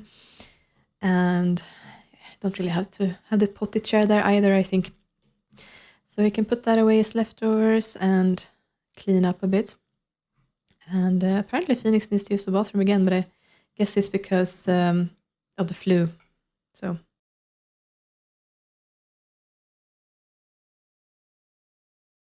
Wow. Didn't he go to the bathroom? I guess he's gonna have to use it again then. Right. So I think actually that Phoenix is gonna go up to Ricky and sort of voice his opinion. I think I mentioned that earlier when we got all the errors, that Phoenix has been feeling a little bit neglected lately. Ricky has been trying to spend as much time as he can with Lilith and Hope, and that means that essentially Ricky's ex is around all the time and really disrupting the sort of the nice everyday life that they've been having for years together. And since Phoenix is pretty territorial as well, I think that he's fed up with this situation, and he is telling Ricky that he needs to stop paying so much attention to someone that he has decided he does not want to spend his life with, and actually pay more attention to Phoenix. And I think that Ricky is not really seeing his side of this at all. I think that he is, he's been so blinded by the happiness of actually having Hope in his life now that has taken over everything, and that is sort of controlling him right now in all of his decisions and what he's doing. And I really don't think that he's seeing Phoenix's point of view at all, that he's feeling neglected. In Ricky's point of view, like they're living together, how can that mean that they don't spend enough time together? So I think that that is something that's gonna just remain for a while, maybe fester a bit. Apparently Phoenix needs to use the bathroom again. So yeah, I think that is something that they are gonna have to work through right now, that they are not agreeing on. And I think that Ricky's just gonna head up to the hot tub to just take the edge off, try to forget about that whole argument. And yeah, I guess Phoenix is gonna join him as well. Now that he actually does have Ricky alone, I think that he is slightly regretting bringing the issue up, souring things, and that he's gonna try to put a good face on and try to use this time that they have alone for positive interactions. Yeah, I think I've mentioned this in the past, but I think Phoenix has had a pretty rough life up until the point when he ended up in Pleasantview, and he knows how bad things can be. And I think he's really holding on to this relationship with Ricky really, really strongly, and he needs to find this sort of sense of security. Now that he's actually found a place where he can, call home and be comfortable and someone to share his life with, he really can see it being difficult for him to find something else intruding on that. And I think that seeing especially Lilith grow close with Ricky again is especially painful because they have a child together. And that is really threatening the strength of his companionship with Ricky, because if Ricky decides that being a parent is the most important thing in his life, then that could mean that he actually ends up moving in with Lilith instead. That is probably a strong fear that Phoenix has, and he wants to do everything in his power to make that not happen. So he's going to be very, dismissive of Lilith and trying everything that he can to make her stay away and dissuade Ricky from paying too much attention to her. But of course, Ricky doesn't understand that point of view. They've had a really happy and carefree relationship for a long time, but I think that things are starting to crumble around them at the moment. There we go. And that was this episode. Yeah, so I'm excited to see what the new articles is going to look like in the newspaper. Moving on to Friday, actually. The game is going to be a big part of it. I think it's going to have like a spread and also a part of the front page. Then we're going to have some other stuff in there as well that's coming up. And I really like seeing this. Ricky has really had a rough time for a long time, but I really do feel like things are looking better for him now. He's going to have a child again with Sophie, even though it's not going to be his legally. He's going to carry on his genetics, and I think that's something very exciting. And speaking of Phoenix and his feelings, I think that is probably also a hard pill to swallow. Of course, they are very close. They know about each other's dreams and hopes and wishes, but for Ricky to tie close relationships with Sophie as well is probably also not sitting well with Phoenix. So I can't really see Phoenix supporting that at all. And yeah, we're going to have to see what happens, really, because Ricky does want to have 6 grandchildren. So I think that he's going to want to keep pushing any ways that he can for having more kids, not necessarily in his own household, but somewhere else, maybe. So yeah, that combination is probably a bit explosive. So going to have to see how this all turns out eventually. Thank you, as always, so much for watching this episode. Take care, and I'll see you next time. Bye.